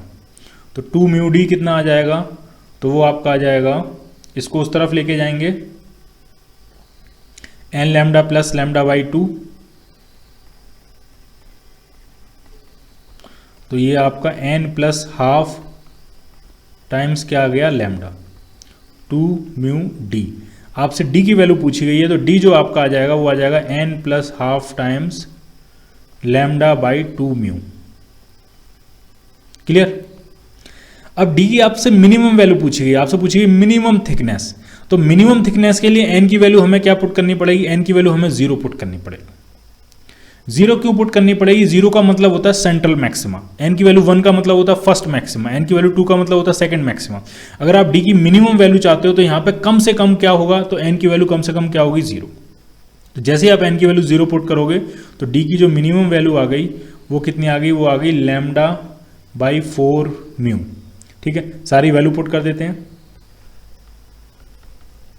लैम्डा कितना है, लैम्डा है 560 नैनोमीटर, नैनोमीटर्स में ही अगर रखें, 4 म्यू कितना है, म्यू आपका है 1.4, तो पॉइंट हटाएंगे, एक 0 बढ़ लेगा, ये 4 से कैंसिल करेंगे 56, तो 14 टाइम्स हो जाएगा 1400, और 14 से कैंसिल कर देंगे तो ये आ जाएगा 100। यानी मिनिमम फिल्म की थिकनेस कितनी होनी चाहिए, तो वो होनी चाहिए 100 नैनोमीटर। और अब 1 और 2 जब इंटरफियर करेंगे तो जो इंटरफेरेंस हो रहा है वो कंस्ट्रक्टिव इंटरफेरेंस हो रहा है, और जो मैक्सिमम बन रहा है वो कौन सा है, वो आपका सेंट्रल मैक्सिमा है। सेंट्रल मैक्सिमा तो मैं तो पार्ट डिफरेंस 0 होता है, ठीक है, तो हम डायरेक्ट भी फाइंड कर सकते हैं। 2 ने कितना एक्स्ट्रा पार्ट ट्रेवल किया था, तो वो था 2 म्यू डी। 1 ने कितना एक्स्ट्रा पार्ट ट्रेवल किया है, λ/2। अगर 2 का एक्स्ट्रा ट्रेवल और 1 का एक्स्ट्रा ट्रेवल आपस में बराबर हो जाए तो 2 और 1 के रिस्पेक्ट में पार्ट डिफरेंस क्या हो जाएगा, 0, और पार्ट डिफरेंस 0 हो जाएगा तो उसी को हम क्या कहते हैं, सेंट्रल मैक्सिमा।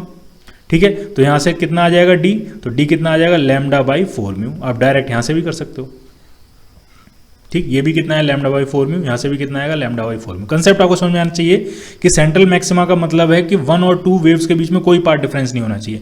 तो जितना एक्स्ट्रा 2 ने ट्रेवल किया है वही वो किसके बराबर हो जाए, जितना एक्स्ट्रा 1 ने ट्रेवल किया है। 2 ने कितना एक्स्ट्रा ट्रेवल किया है, तो वो 2 म्यू डी है, म्यू डी जाने में और म्यू डी वापस आने में। 1 ने कितना एक्स्ट्रा ट्रेवल किया, तो वो है λ/2। वो क्यों है, क्योंकि वो डेंसर मीडियम से रिफ्लेक्ट होकर आई है। दोनों के एक्स्ट्रा अगर बराबर हो जाएंगे तो नेट पार्ट डिफरेंस दोनों के बीच में 0 हो जाएगा, सेंट्रल मैक्सिमम बन जाएगा। डी की मिनिमम वैल्यू आ जाएगी λ/4 म्यू, और वो कितनी आ रही है, 100 नैनोमीटर। क्लियर। नेक्स्ट क्वेश्चन करते हैं। A parallel beam of white light is incident normally on a water film. उसकी आपको थिकनेस दी है 1 × 10⁻⁴ सेंटीमीटर। ठीक है, तो एक ड्रॉ कर लेते हैं। मान लिया ये वाटर फिल्म है, ठीक है, उसकी थिकनेस आपको दी है। ठीक है, तो एक वाइट लाइट जो है पैरेलल बीम है वाइट लाइट की, वो इंसिडेंट होती है, नॉर्मली हिट करती है। ठीक है, फिर क्या पूछा, find the wavelength in the visible range 400 nanometre to 700 nanometre which are strongly transmitted by the film. Which are strongly transmitted by the film, यानी अब कंस्ट्रक्टिव इंटरफेरेंस इस तरफ होगा। ठीक है, तो ध्यान से समझना होगा क्या, जो बीम आ रही है, आपने जो बीम भेजी है, एक तरीका तो ये है कि ये कुछ पार्ट इसका डायरेक्टली ट्रांसमिट होकर बाहर आ जाएगा, कुछ पार्ट क्या करेगा, कुछ पार्ट इस सरफेस से रिफ्लेक्ट होगा, कुछ पार्ट तो यहां से रिफ्लेक्ट होकर वापस चला जाएगा, वो हमारे काम का नहीं है। कुछ पार्ट इस सरफेस से रिफ्लेक्ट होगा, ठीक, यहां से रिफ्लेक्ट होगा, ऊपर जाएगा, फिर यहां से भी रिफ्लेक्ट होगा, नीचे आएगा, और फिर यहां से ट्रांसमिट होके ये बाहर आ जाएगा। ठीक, अब आपको ढंग से समझना है। एक वेव तो ये है 1 जो डायरेक्टली ट्रांसमिट होके बाहर आ गई है। दूसरी वेव ये है 2, इसके साथ क्या हुआ है, यहां से ये ट्रांसमिट होकर अंदर एंटर करके यहां से रिफ्लेक्शन हुआ, यहां आई, फिर यहां से रिफ्लेक्शन हुआ, फिर ऊपर गई, ऊपर से फिर रिफ्लेक्शन हुआ, फिर ये यहां आई और यहां से रिफ्लेक्शन होकर ये बाहर आ गई है। तो ये सेकंड वेव है। और आपको वो वेवलेंथ फाइंड करनी है विजिबल रेंज के अंदर जो स्ट्रांगली ट्रांसमिट हो रही है। स्ट्रांगली ट्रांसमिट मतलब आपको वो वेवलेंथ फाइंड करनी है जिनके लिए ये 1 और 2 बीम क्या कर रहे हैं, कंस्ट्रक्टिवली इंटरफियर कर रहे हैं, कंस्ट्रक्टिव इंटरफेरेंस हो रहा है, मैक्सिमम बन रहा है, जिनकी इंटेंसिटी क्या है, मैक्सिमम है। वो वेवलेंथ फाइंड करनी है जिन वेवलेंथ की इंटेंसिटी यहां पे क्या हो, मैक्सिमम हो। ठीक है, तो जो 1 है, 1 तो डायरेक्टली एंटर करती हुई बाहर आ गई है। ठीक है, 2 ने क्या किया है, अंदर गई है और फिर ये वापस आई है और फिर ये वापस बाहर आई है।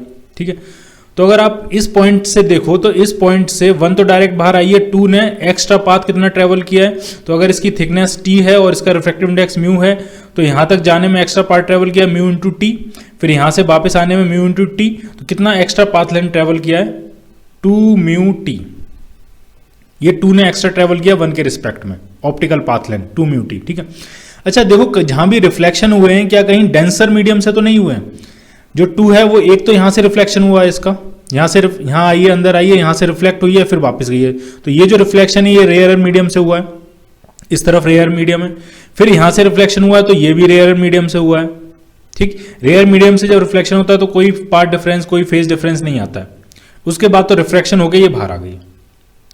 क्लियर, तो कोई भी रिफ्लेक्शन डेंसर मीडियम से नहीं हुआ है, इसका मतलब कोई भी एक्स्ट्रा पाथ लेंथ, कोई भी एक्स्ट्रा फेज डिफरेंस नहीं आएगा। जो भी आएगा वो ऑप्टिकल पाथ लेंथ में जितना एक्स्ट्रा उसने ट्रेवल किया, 2 म्यू टी ट्रेवल किया, बस वही आएगा। ये है पाथ डिफरेंस बिटवीन 2 एंड 1। 2 ने इतना एक्स्ट्रा ट्रेवल किया है। ठीक है, और वो किसके बराबर होगा, अगर आप मैक्सिमा चाहते हो तो वो आपका n इंटू लैम्डा के बराबर होगा। कंस्ट्रक्टिव इंटरफेरेंस चाहते हो तो वो क्या होगा, n इंटू लैम्डा के बराबर होगा। ठीक है।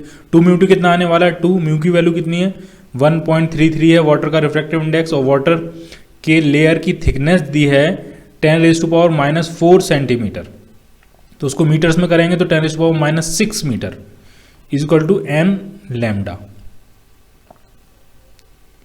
ठीक है, तो इसको थोड़ा सॉल्व कर लेते हैं। n लैम्डा जो आपका आने वाला है वो आ जाएगा 2.66 इंटू 10⁻⁻6 है।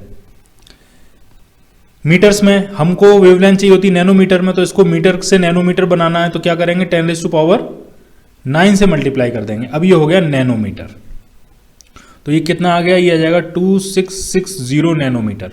तो लैम्डा कितना आ जाएगा 2660 divided by n nanometre. Clear, n की वैल्यू हम पुट करना शुरू करेंगे 1 2 3 4 इस तरह से पुट करते चले जाएंगे, और तब तक पुट करेंगे जब तक कि आपको जो वेवलेंथ है वो कि क्वेश्चन में जो रेंज गिवन है उसके अंदर नहीं आ जाती। क्वेश्चन के अंदर जो रेंज गिवन है वो है 400 नैनोमीटर से 700 नैनोमीटर। हमें इसके बीच में आंसर चाहिए, जो भी वेवलेंथ्स मिलेंगी इनके बीच में होना चाहिए। तो यहाँ से साफ पता लग रहा है 1 रख के तो कुछ होगा नहीं, 2 रख के भी कुछ नहीं होगा, तो हम सारी वैल्यू 1 पुट करते ही जाते हैं। n इक्वल टू 1 रखने से लैम्डा कितना आ रहा है 2660 नैनोमीटर, हमारे काम का नहीं। n इक्वल टू 2 रखने से लैम्डा कितना आ रहा है 1330 नैनोमीटर, ये भी हमारे काम का नहीं।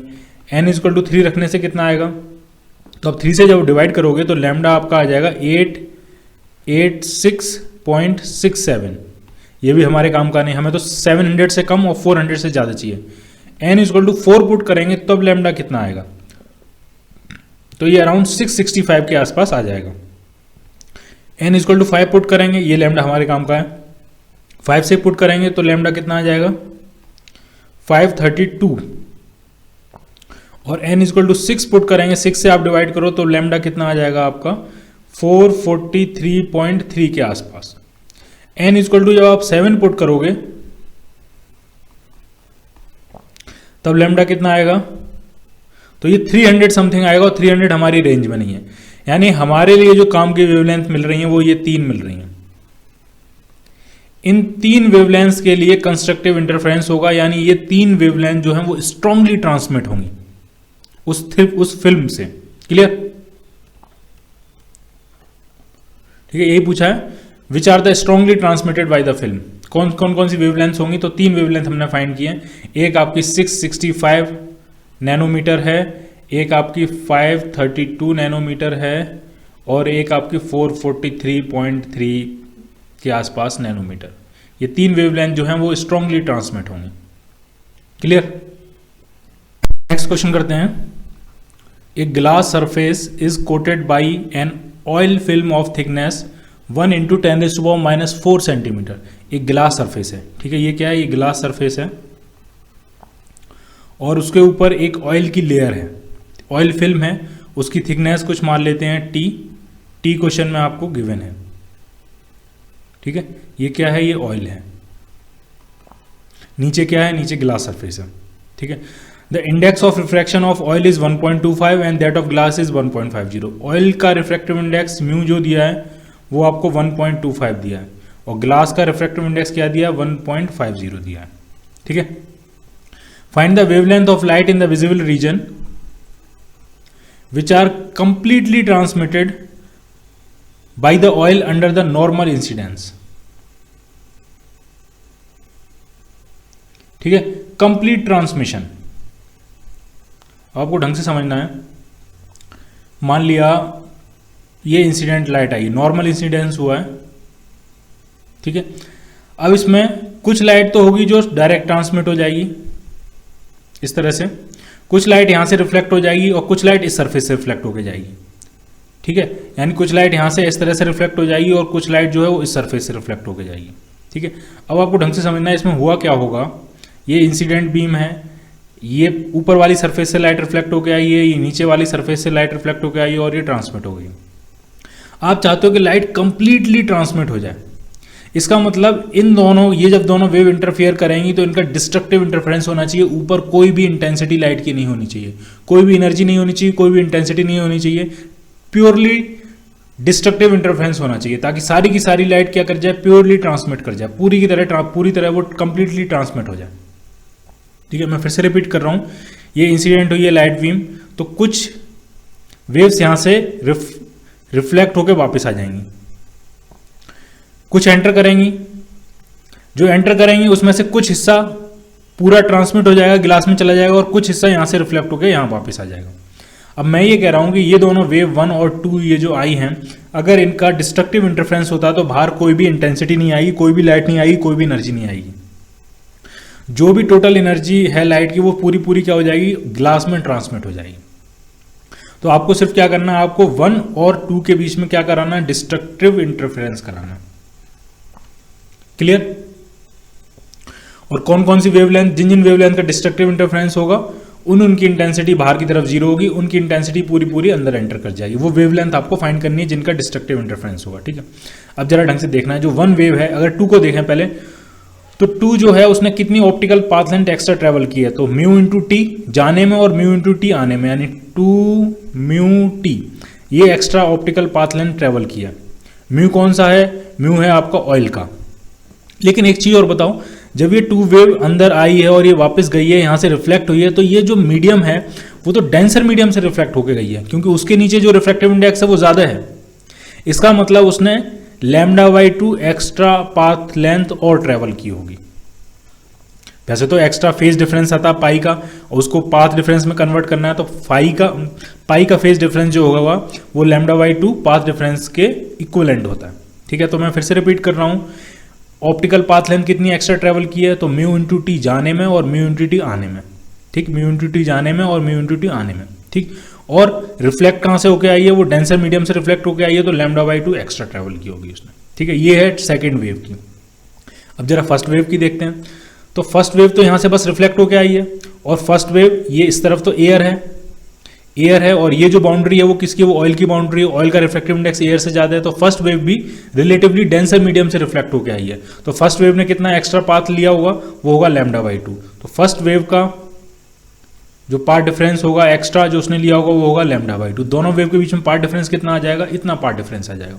और इक्वल टू क्या होना चाहिए, अगर आप चाहते हो डिस्ट्रक्टिव इंटरफेरेंस हो तो इक्वल टू होना चाहिए 2n-1 इंटू λ/2।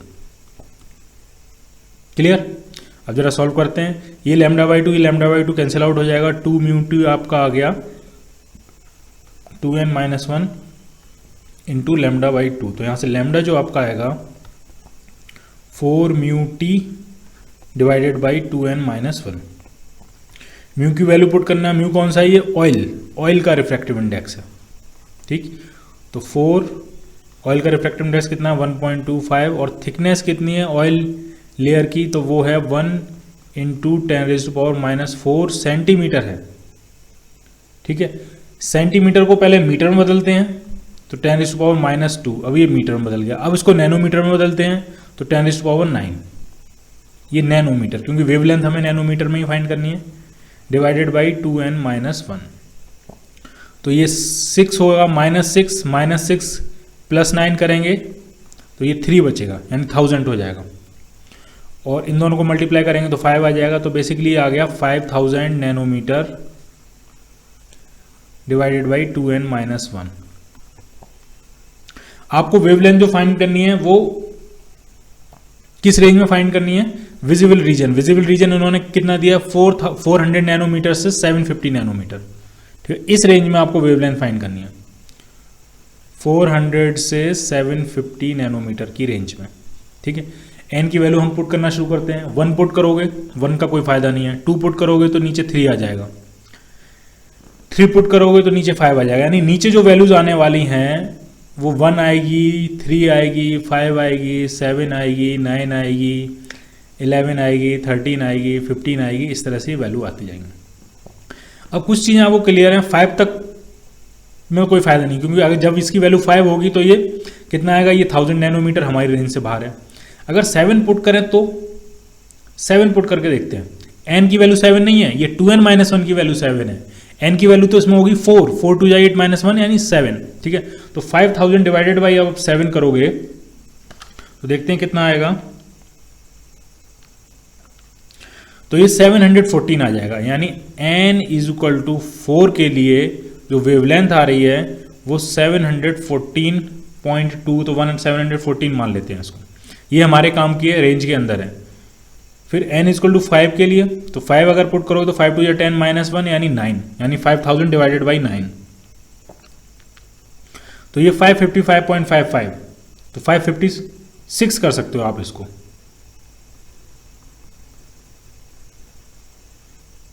ठीक, फिर n इक्वल टू क्या पुट करेंगे 6, 6 टू 12 -1 11, 5000 डिवाइडेड बाई 11, तो ये आ जाएगा 454.5454, तो 455 भी कर सकते हो आप करना चाहो, या इतना भी छोड़ सकते हो। ठीक, अगर n इक्वल टू हम 7 पुट करें तो 7 टू 14 -1 13, 13 से डिवाइड करें तो ये 384 के आसपास आएगा, वो हमारे काम का नहीं है। 385 के आसपास, ये हमारे काम का नहीं, हमारी रेंज के बाहर है। यानी ये 3 वेवलेंथ आई हैं जो आपकी रेंज के अंदर है।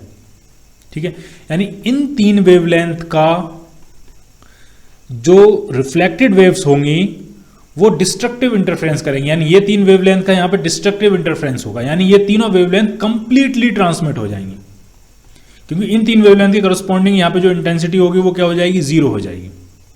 इसका मतलब उनकी पूरी इंटेंसिटी क्या हो जाएगी, ट्रांसमिट कर जाएगी, तो वो तीनों वेवलेंथ कंप्लीटली ट्रांसमिट हो जाएंगी। क्लियर। फर्स्ट क्वेश्चन करते हैं ऑब्जेक्टिव 1 का। Light is wave phenomena, particle phenomena और both wave and particle phenomena. ठीक है, तो अभी तक हमने ये समझ ही लिया है कि लाइट जो है वो वेव फिनोमिना भी है और पार्टिकल फिनोमिना भी है। वो सिचुएशन पे डिपेंड करता है कि सिचुएशन क्या है आपकी। ठीक है, डिफरेंट एक्सपेरिमेंट्स में डिफरेंट सिचुएशंस में वो डिफरेंटली बिहेव करती है। किसी एक्सपेरिमेंट में किसी सिचुएशन में वो वेव की तरह बिहेव कर रही है और किसी सिचुएशन में वो पार्टिकल की तरह बिहेव कर रही है। जैसे फोटो इलेक्ट्रिक इफेक्ट है, फोटो इलेक्ट्रिक इफेक्ट। तो फोटो इलेक्ट्रिक इफेक्ट में क्या होता है कि कोई मेटल सरफेस है और वहाँ पे किसी पर्टिकुलर फ्रीक्वेंसी या उससे ज़्यादा फ्रीक्वेंसी की लाइट अगर उससे गिर रही है यहाँ पे, तो यहाँ से क्या होते हैं, जो इलेक्ट्रॉन्स होते हैं वो इस लाइट की एनर्जी को एब्जॉर्ब करके सरफेस छोड़ के बाहर निकल आते हैं। इनको फोटो इलेक्ट्रॉन्स कहते हैं। ठीक है, और इस फिनोमिना को कहते हैं फोटो इलेक्ट्रिक इफेक्ट। ठीक है, तो इस फिनोमिना को एक्सप्लेन करने के लिए लाइट कैसे बिहेव कर रही है, लाइट पार्टिकल की तरह बिहेव कर रही है। जब तक कि आप ये मानोगे नहीं कि लाइट पार्टिकल की तरह, लाइट जो है वो पैकेट्स में आ रही है, तब तक इस फिनोमिना को आप एक्सप्लेन नहीं कर पाओगे। ठीक है, तो यहाँ पे जो लाइट है वो कैसे बिहेव कर रही है, फोटॉन्स की तरह। फोटॉन्स क्या होते हैं, पैकेट्स, बंडल्स ऑफ लाइट। ठीक है, तो यहाँ पे लाइट का जो फिनोमिना है वो पार्टिकल फिनोमिना। ठीक है, जबकि इंटरफेरेंस हुआ, डिफ्रैक्शन हुआ, ये सारे जो फिनोमिना है इसमें लाइट कैसे बिहेव करती है, वेव की तरह। तो क्या आंसर लगाएंगे हम, both wave and particle phenomena. It depends on the situation, लेकिन एक टाइम में वो एक ही फिनोमिना वो एग्जिबिट करेगी। अगर किसी एक्सपेरिमेंट में वो वेव की तरह बिहेव कर रही है तो वो वेव ही होगा, ऐसा नहीं कि वहां पे पार्टिकल भी होने लगे। नेक्स्ट क्वेश्चन करते हैं। The speed of light depends on, इस लाइट की जो स्पीड है उस चीज़ पे डिपेंड करती है, elasticity of the medium only, inertia of the medium only, on elasticity as well as inertia, neither on elasticity nor on inertia. ठीक है, तो अब तक हमें ये पता लगा है कि जो लाइट है वो नॉन मैकेनिकल वेव है। ठीक है, नॉन मैकेनिकल वेव है। जो मैकेनिकल वेव होती है वो मीडियम की इलास्टिसिटी और इनर्शिया दोनों पे डिपेंड करती है, जो मैकेनिकल वेव है। जैसे कि साउंड वेव है, साउंड वेव एक मैकेनिकल वेव है, तो वो मीडियम की इलास्टिसिटी और मीडियम की इनर्शिया दोनों पे डिपेंड करेगी। लेकिन जो हमारी लाइट वेव है वो कैसी है, वो आपकी नॉन मैकेनिकल वेव है, तो नहीं वो मीडियम पे डिपेंड करती ही नहीं है, क्योंकि उसको चलने के लिए, उसको ट्रैवल करने के लिए मीडियम की ज़रूरत ही नहीं है। सन से लेकर अर्थ तक लाइट आती है, उसमें बहुत बड़ा रीजन ऐसा है जो कि वैक्यूम है। अर्थ का एटमॉस्फेयर स्टार्ट होने से पहले बहुत बड़ा रीजन ऐसा है जो कि क्या है, वैक्यूम है, और वहाँ पे भी लाइट ट्रैवल करती हुई आती है। यानी लाइट को ट्रैवल करने के लिए मीडियम की ज़रूरत नहीं है, क्योंकि लाइट क्या है, नॉन मैकेनिकल वेव है, मैकेनिकल वेव ही नहीं है वो, तो ना उसको इनर्शिया की ज़रूरत है, नहीं उसको इलास्टिसिटी की ज़रूरत है। तो speed of light does not depend on inertia and elasticity. तो क्या आंसर होगा, neither on elasticity nor on inertia, D part. Next question करते हैं। The equation of a light wave is written as y equal to a sin kx minus omega T. y equal to a sin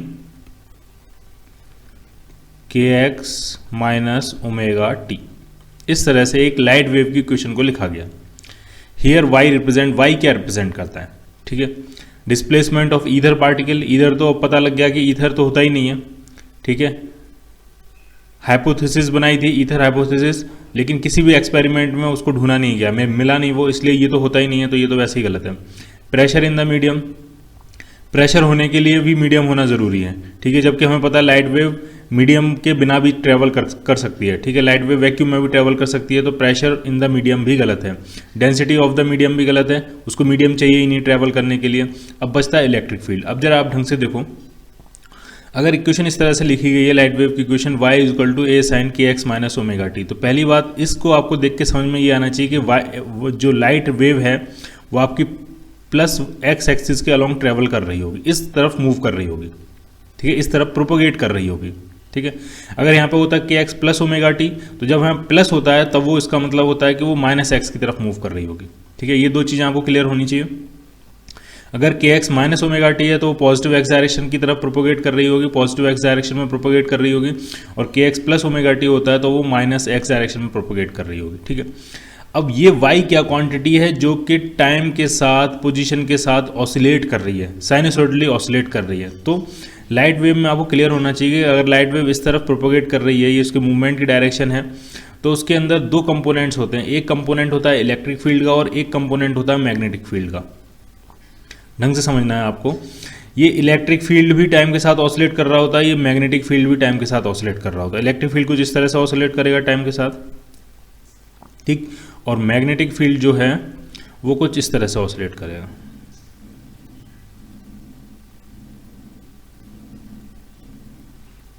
कुछ इस तरह से।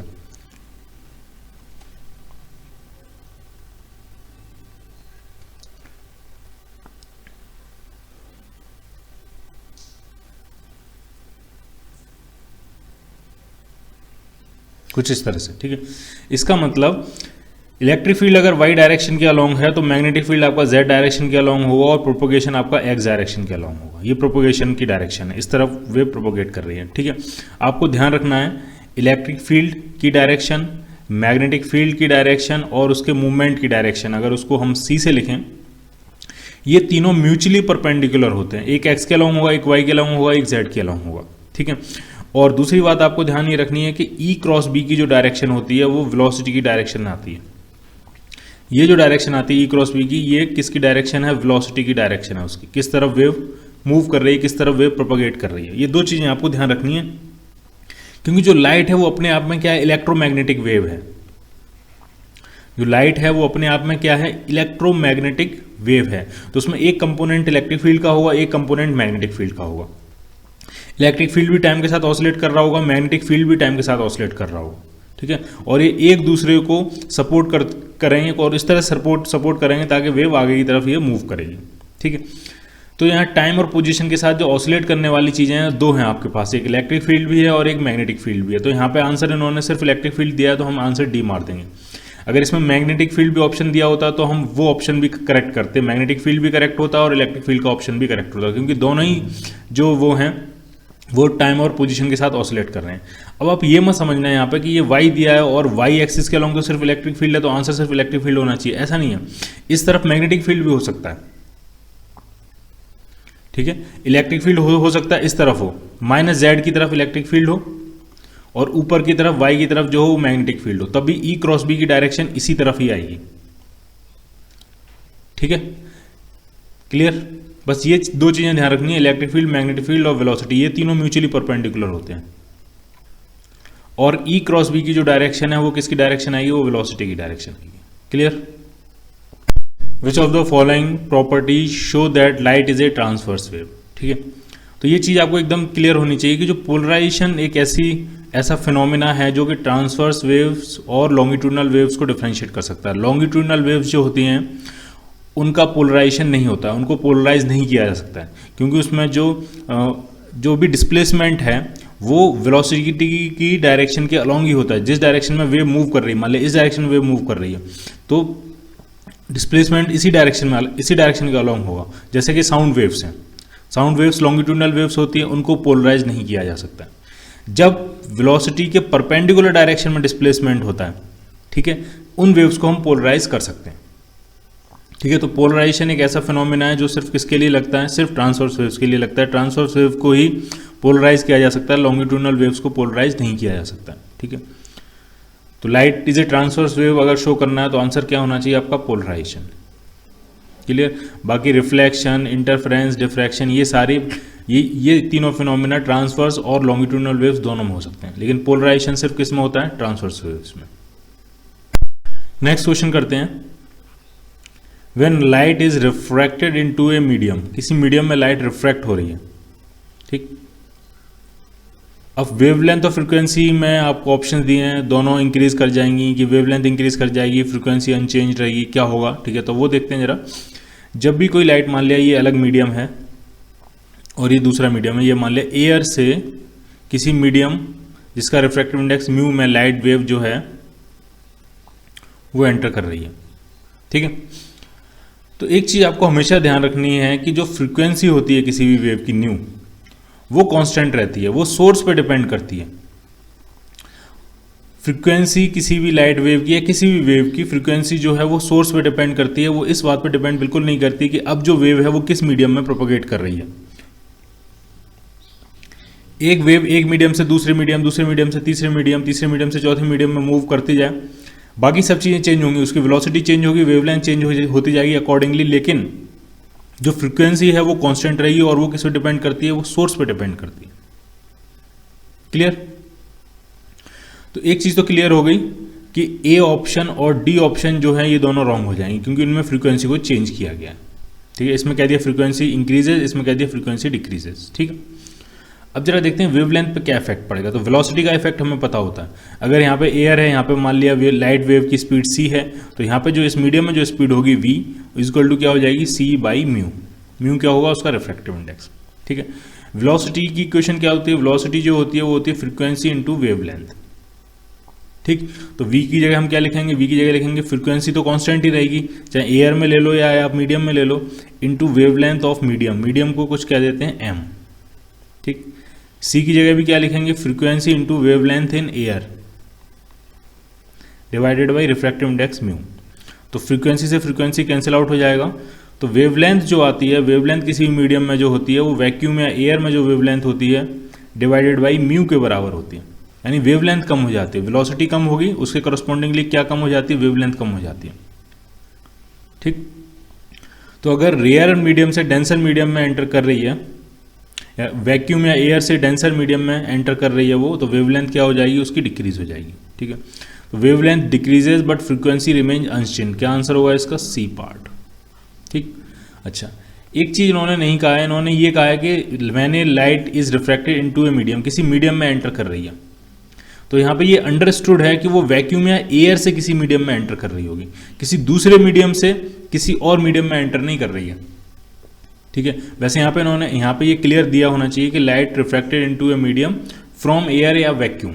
ठीक है, ताकि हमारा सी ऑप्शन एकदम करेक्ट होता। क्लियर। नेक्स्ट क्वेश्चन करते हैं। व्हेन लाइट इज रिफ्रैक्टेड, जब लाइट एक मीडियम से दूसरे मीडियम में ट्रांसमिट हो रही है, रिफ्रैक्ट हो रही है, which of the following does not change.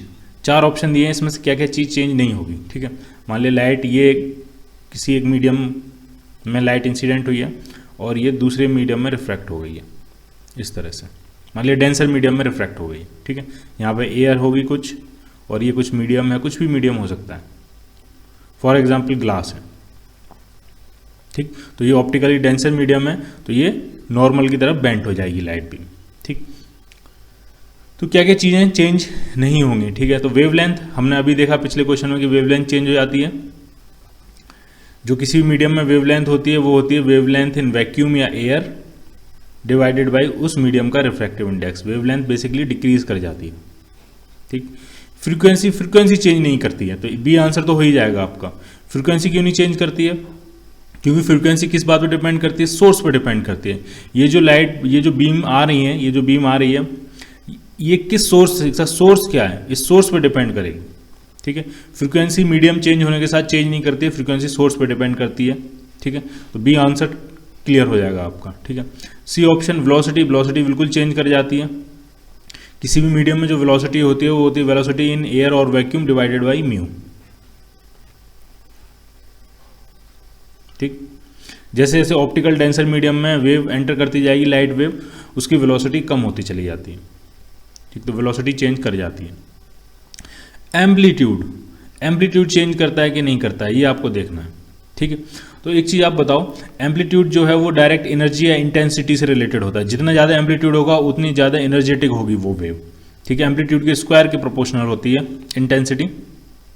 तो अब देखो एम्पलीट्यूड चेंज करेगा कि नहीं करेगा, ढंग से समझना। जो वेव इधर आ रही है और ये रिफ्रैक्ट होकर दूसरे मीडियम में जा रही है, अगर पूरी की पूरी एनर्जी रिफ्रैक्ट हो जाए, ढंग समझना, पूरी की पूरी एनर्जी अगर रिफ्रैक्ट हो जाती है तो एम्पलीट्यूड में कोई चेंज नहीं होगा। लेकिन ऐसा होता नहीं है, हर रिफ्रैक्शन के साथ कुछ ना कुछ क्या होता है, रिफ्लेक्शन होता है। हर रिफ्रैक्शन के साथ कुछ ना कुछ क्या होता है, रिफ्लेक्शन। इसका मतलब कुछ अगर एनर्जी E0 आ रही थी यहाँ से, तो E1 एनर्जी जाएगी दूसरे मीडियम में, रिफ्रैक्ट हो जाएगी, और E2 एनर्जी क्या हो जाएगी, रिफ्लेक्ट होकर वापस उसी मीडियम में चली जाएगी। इसका मतलब जो एनर्जी रिफ्रैक्ट हो रही है वो इंसिडेंट एनर्जी से कम है, और कम है तो एम्पलीट्यूड भी क्या हो जाएगा, आपका कम हो जाएगा। ठीक है, मैं फिर से रिपीट कर रहा हूँ, अगर पूरी की पूरी लाइट की एनर्जी रिफ्रैक्ट होकर अंदर एंटर कर जाती ग्लास के मीडियम में, तो एम्पलीट्यूड में कोई चेंज नहीं होता। लेकिन सिर्फ रिफ्रैक्शन होता नहीं है, हर रिफ्रैक्शन के साथ कुछ ना कुछ रिफ्लेक्शन जरूर होता है। सिर्फ रिफ्लेक्शन तो होता है, वो कौन सा केस होता है, वो होता है टोटल इंटरनल रिफ्लेक्शन, TIR कहते हैं उसको। इस केस में 100% रिफ्लेक्शन होता है। जितनी भी एनर्जी इंसिडेंट होती है वो 100% क्या हो जाती है, रिफ्लेक्ट हो जाती है। लेकिन टोटल इंटरनल रिफ्रैक्शन जैसी कोई चीज़ नहीं होती है। 100% का भी रिफ्रैक्शन नहीं होता, कुछ ना कुछ लाइट वेव रिफ्लेक्ट जरूर होगी। इसका मतलब उसका एम्पलीट्यूड डिक्रीज करेगा ही करेगा, एम्पलीट्यूड कांस्टेंट नहीं रह सकता। तो डी ऑप्शन भी नहीं होगा। तो इसमें सिर्फ ऑप्शन क्या होगा, बी पार्ट, फ्रीक्वेंसी कांस्टेंट रहेगी, वो चेंज नहीं करेगी, बाकी तीनों चीज़ें चेंज कर जाएंगी। और एग्जैक्ट बात की जाए, अगर वो डेंसर मीडियम में एंटर कर रहा है तो तीनों चीज़ें डिक्रीज कर जाएंगी, वेवलेंथ भी डिक्रीज कर जाएगी, वेलोसिटी भी डिक्रीज कर जाएगी, और एम्पलीट्यूड भी डिक्रीज कर जाएगा। नेक्स्ट क्वेश्चन करते हैं, the amplitude modulated radio waves AM waves bends appreciably round the corners of a 1 meter by 1 meter board,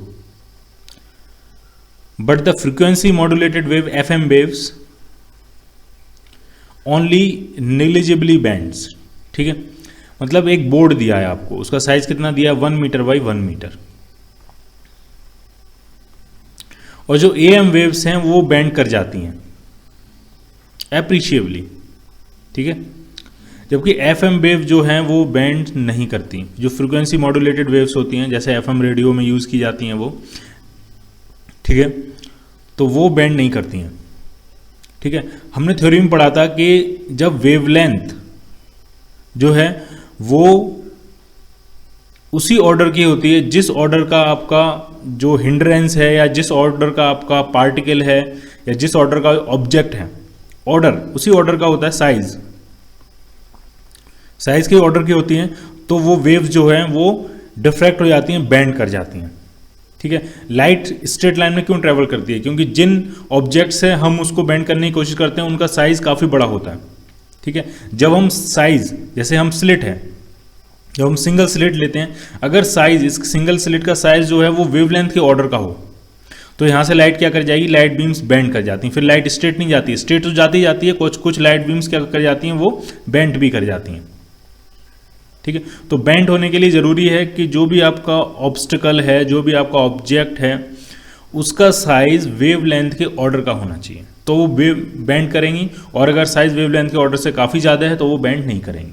इसका मतलब एक चीज़ तो समझ में आ गई कि अगर AM वेव्स बेंड कर रही हैं, इसका मतलब AM वेव्स की जो वेवलेंथ है वो इस ऑर्डर की है, मीटर्स में है, क्योंकि 1 मीटर बाई 1 मीटर, तो few metres of the order of metre. ठीक है, 0.5 मीटर से लेकर 2 मीटर कुछ इस तरह से होगी। ठीक है, लेकिन FM वेव्स बेंड नहीं करती, इसका मतलब इनकी वेवलेंथ क्या होगी, काफ़ी कम होगी। ठीक है, तो वही कह रहे हैं, if the average wavelength of AM and FM waves are lambda A and lambda F, काफ़ी छोटा लिखा दिख नहीं रहा है, लैम्डा A दी है average wavelength of AM waves, और लैम्डा F दी है average wavelength of FM waves. ठीक है, तो क्या रिलेशनशिप होगा, तो रिलेशनशिप इनके बीच में ये होगा, क्योंकि ये वेव्स बेंड कर रही हैं, इसका मतलब ये जो वेवलेंथ है वो मीटर्स के ऑर्डर की है, और ये बेंड नहीं कर रही है, इसका मतलब ये वेवलेंथ कम होगी।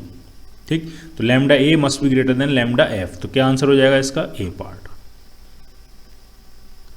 नेक्स्ट क्वेश्चन करते हैं, which of the following sources give best monochromatic light. ठीक है, तो क्लियर होना चाहिए आपको मोनोक्रोमेटिक लाइट क्या होती है। तो टेक्निकली मोनोक्रोमेटिक लाइट क्या होती है, जिस लाइट में सिर्फ एक ही वेवलेंथ हो, एक ही फिक्स्ड वेवलेंथ हो, उसको हम कहते हैं मोनोक्रोमेटिक लाइट।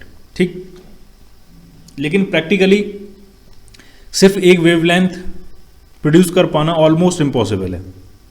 ठीक है, जो भी आप लाइट प्रोड्यूस करते हो उसमें उसकी कुछ ना कुछ विड्थ होती है।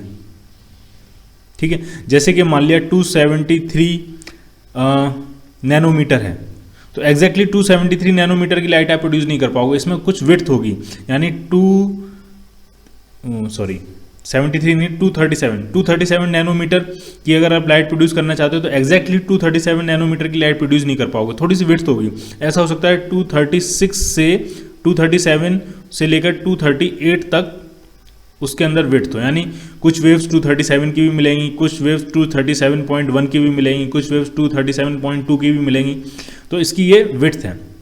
ठीक है, तो बेस्ट मोनोक्रोमेटिक लाइट वो मानी जाती है जिसमें ये जो विड्थ है वो मिनिमम हो, जो स्प्रेड है, इसको कहते हैं स्प्रेड। ये तो मेजर वेवलेंथ है ही आपकी 237, लेकिन उसके बाद थोड़ी सी इसमें आगे पीछे स्प्रेड भी है, तो जिसकी स्प्रेड कम से कम होगी, मिनिमम स्प्रेड होगी, उसको हम बोलेंगे बेस्ट मोनोक्रोमेटिक लाइट। ठीक, यानी कुछ इस तरह से होगी जो। ठीक है, तो कैंडल की तो नहीं होती है, बल्ब की भी नहीं होती है, मरकरी ट्यूब की भी नहीं होती है, लेजर जो है वो हम उसको कह सकते हैं कंपैरेटिवली क्या है, बेस्ट मोनोक्रोमेटिक लाइट है। नेक्स्ट क्वेश्चन करते हैं, ये अच्छा क्वेश्चन है, इसको 3 डायमेंशनल में आपको समझना है। ठीक है, थोड़ा इमेजिनेशन की जरूरत पड़ेगी आपको। The wave fronts of a light wave travelling in vacuum are given by x + y + z equal to C. एक लाइट वेव ट्रेवल कर रही है वैक्यूम में, उसका वेव फ्रंट की इक्वेशन दी है आपको, x + y + z equal to C. तो इसको मैंने ड्रॉ करने की कोशिश की है, ये x एक्सिस है, ये y एक्सिस है और ये आपका z एक्सिस है। ढंग से देखो, अगर x कोऑर्डिनेट इसका देखा जाए, अगर x एक्सिस पे उसका पॉइंट कहाँ पे इंटरसेक्ट करेगा, तो y और z x coordinate x axis पे 0 होंगे, तो x इक्वल टू क्या आ जाएगा, c। यानी ये जो पॉइंट है, ये पॉइंट आपका होगा c, 0, 0। इसी तरह से इसका y एक्सिस इंटरसेप्ट अगर देखा जाए, तो y एक्सिस पे तो x और z 0 हो जाएंगे, जब x और z 0 पुट करोगे तो y इक्वल टू क्या आ जाएगा, c। यानी ये जो कोऑर्डिनेट होगा ये होगा 0, c, 0। इसी तरह से अगर इसका z एक्सिस इंटरसेप्ट देखा जाए, तो z एक्सिस इंटरसेप्ट का मतलब है x और y कोऑर्डिनेट क्या होंगे, 0, तो z इक्वल टू क्या आ जाएगा, c। यानी इसका कोऑर्डिनेट ये होगा 0, 0, c।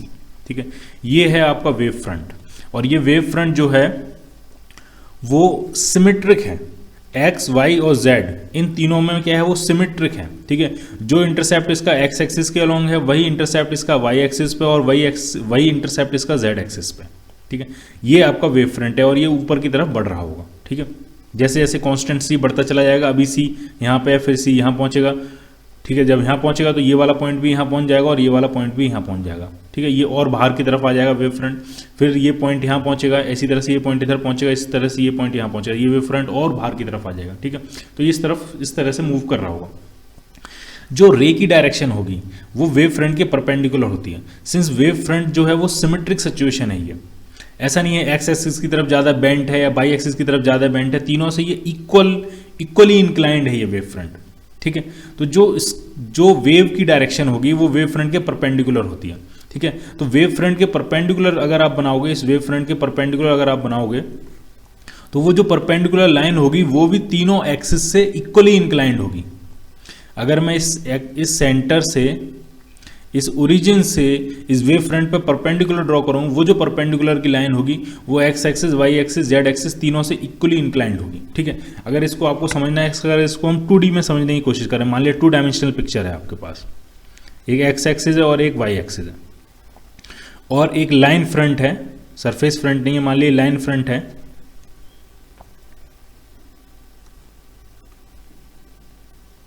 2 डायमेंशनल पिक्चर बनाने की कोशिश कर रहे हैं। ठीक है, ठीक है, ये लाइन फ्रंट है और ये ऊपर की तरफ बढ़ रहा है, और ये लाइन फ्रंट इस तरह से है ताकि इसने एक्स एक्सिस पे जो इंटरसेप्ट कट किया और वाई एक्सिस पे जो इंटरसेप्ट कट किया वो इक्वल है। मान लिया ये है c, 0 लाइन पॉइंट, और ये पॉइंट है आपका 0, c, इक्वल इंटरसेप्ट कट किए इस लाइन फ्रंट ने, और लाइन फ्रंट ऊपर की तरफ बढ़ रहा है। ठीक है, तो जो वेव की डायरेक्शन होगी वो इस सरफेस के परपेंडिकुलर होगी, ठीक है। तो अगर आप इस सेंटर से इस पे परपेंडिकुलर ड्रॉ करोगे,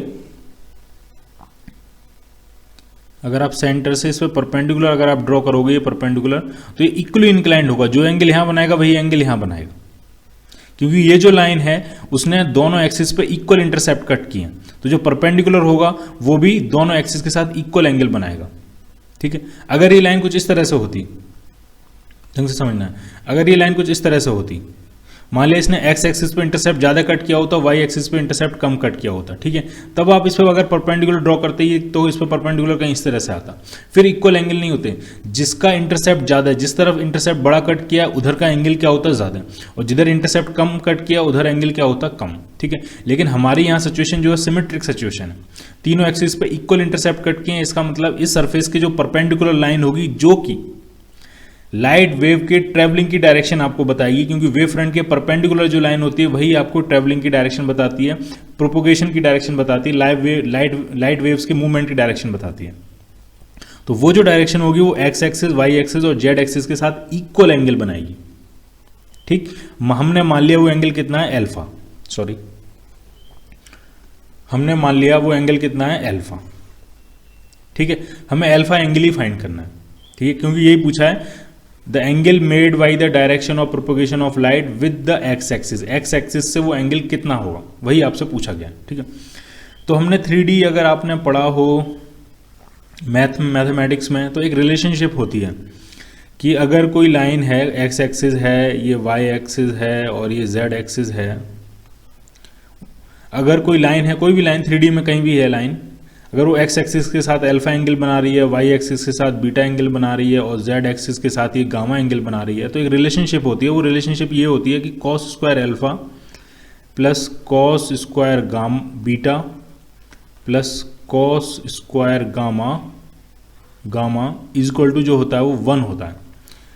cos alpha, cos beta, cos gamma, इनको कहते हैं हम डायरेक्शन कोसाइंस, कॉस हैं इसलिए कोसाइन, और ये डायरेक्शन रिप्रेजेंट कर रहे हैं, ठीक है। किसी भी लाइट 3D की किसी भी रे, कोई भी लाइन है 3 डायमेंशनल में, वो लाइन एक्स एक्सिस के साथ कितना एंगल बना रही है अल्फा, वाई एक्सिस के साथ कितना बना रही है बीटा और जेड एक्सिस के साथ कितना एंगल बना रही है गामा।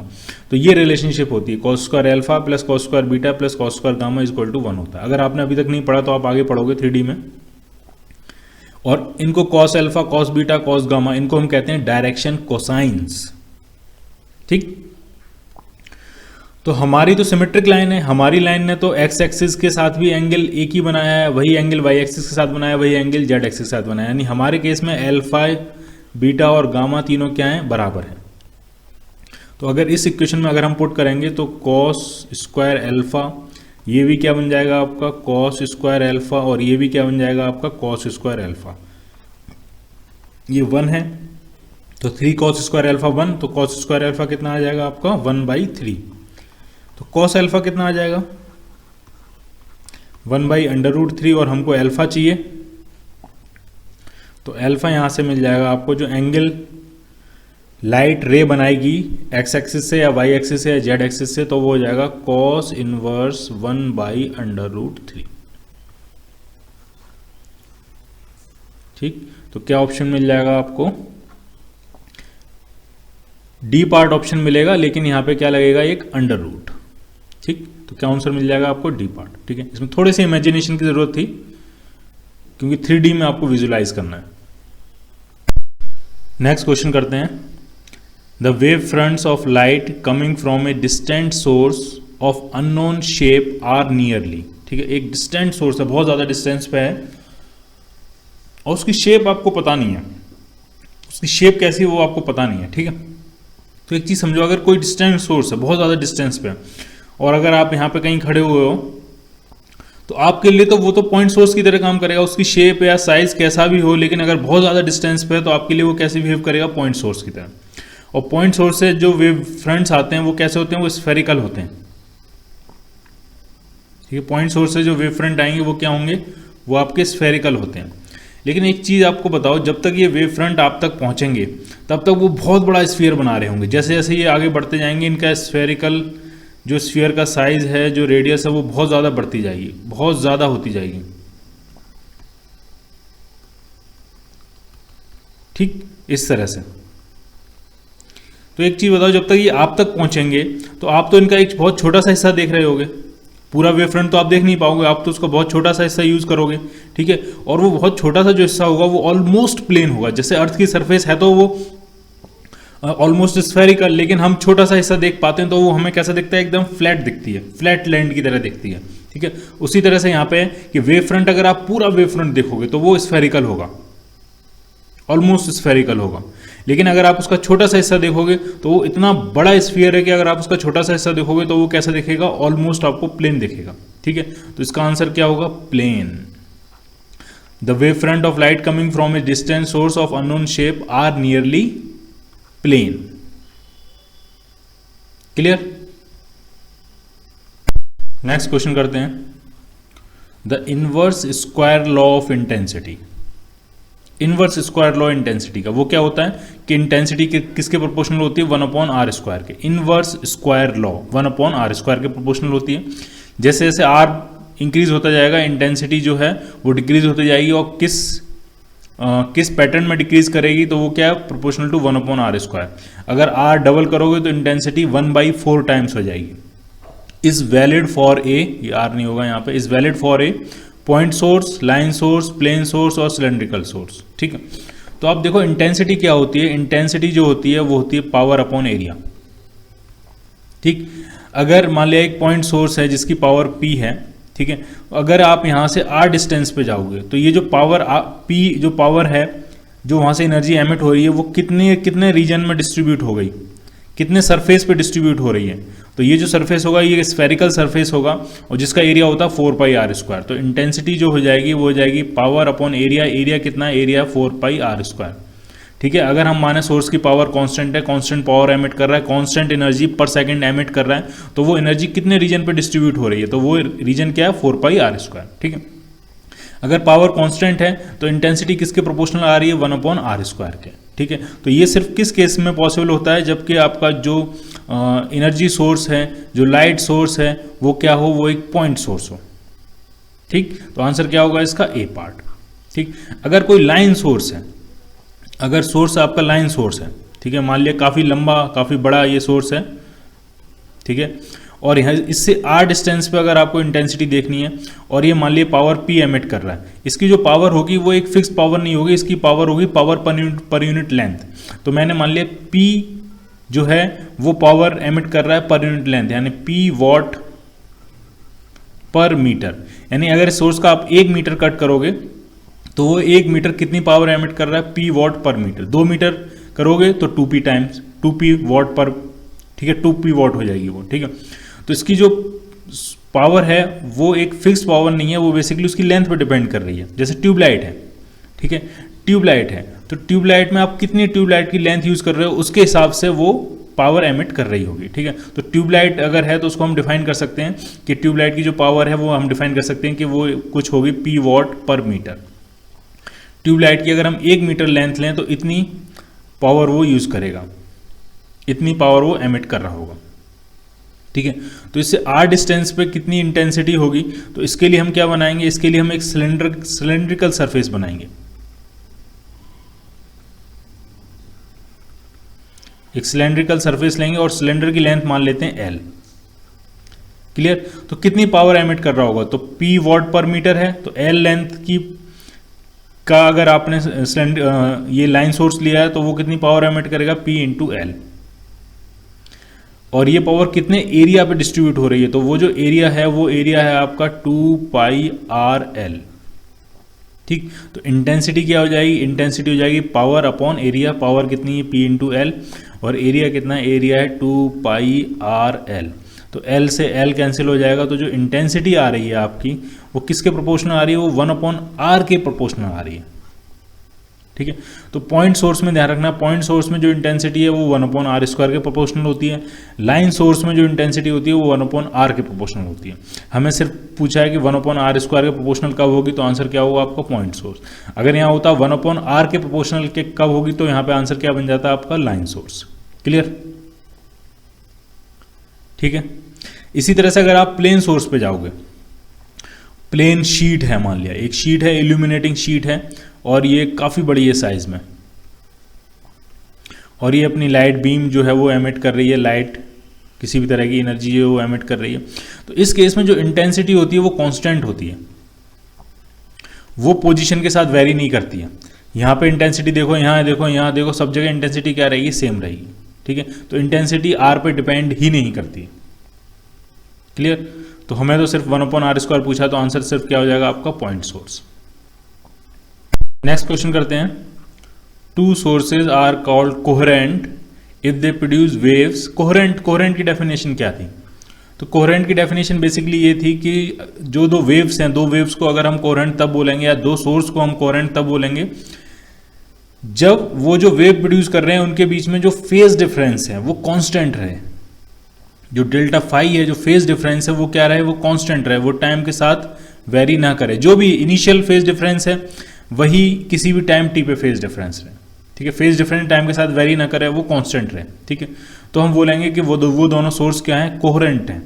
ठीक है, तो इक्वल वेवलेंथ, इक्वल वेलोसिटी, ऐसा कुछ जरूरी नहीं है। Having shape of equal wave front, ऐसा भी कुछ जरूरी नहीं है। जरूरी क्या है, इंपॉर्टेंट बात क्या है, having a constant phase difference. Phase difference time के साथ वेरी नहीं करना चाहिए। तो हम बोलेंगे दोनों सोर्स क्या हैं, आपके कोहेरेंट सोर्स हैं। क्या आंसर होगा इसका, डी पार्ट। नेक्स्ट क्वेश्चन करते हैं। When A drop of oil is spread on a water surface. एक वाटर सरफेस है, मान लिया इस तरह से है ये वाटर सरफेस, और उसके ऊपर एक ऑयल की ड्रॉप को स्प्रेड किया गया, मान लिया ये ऑयल ड्रॉप है।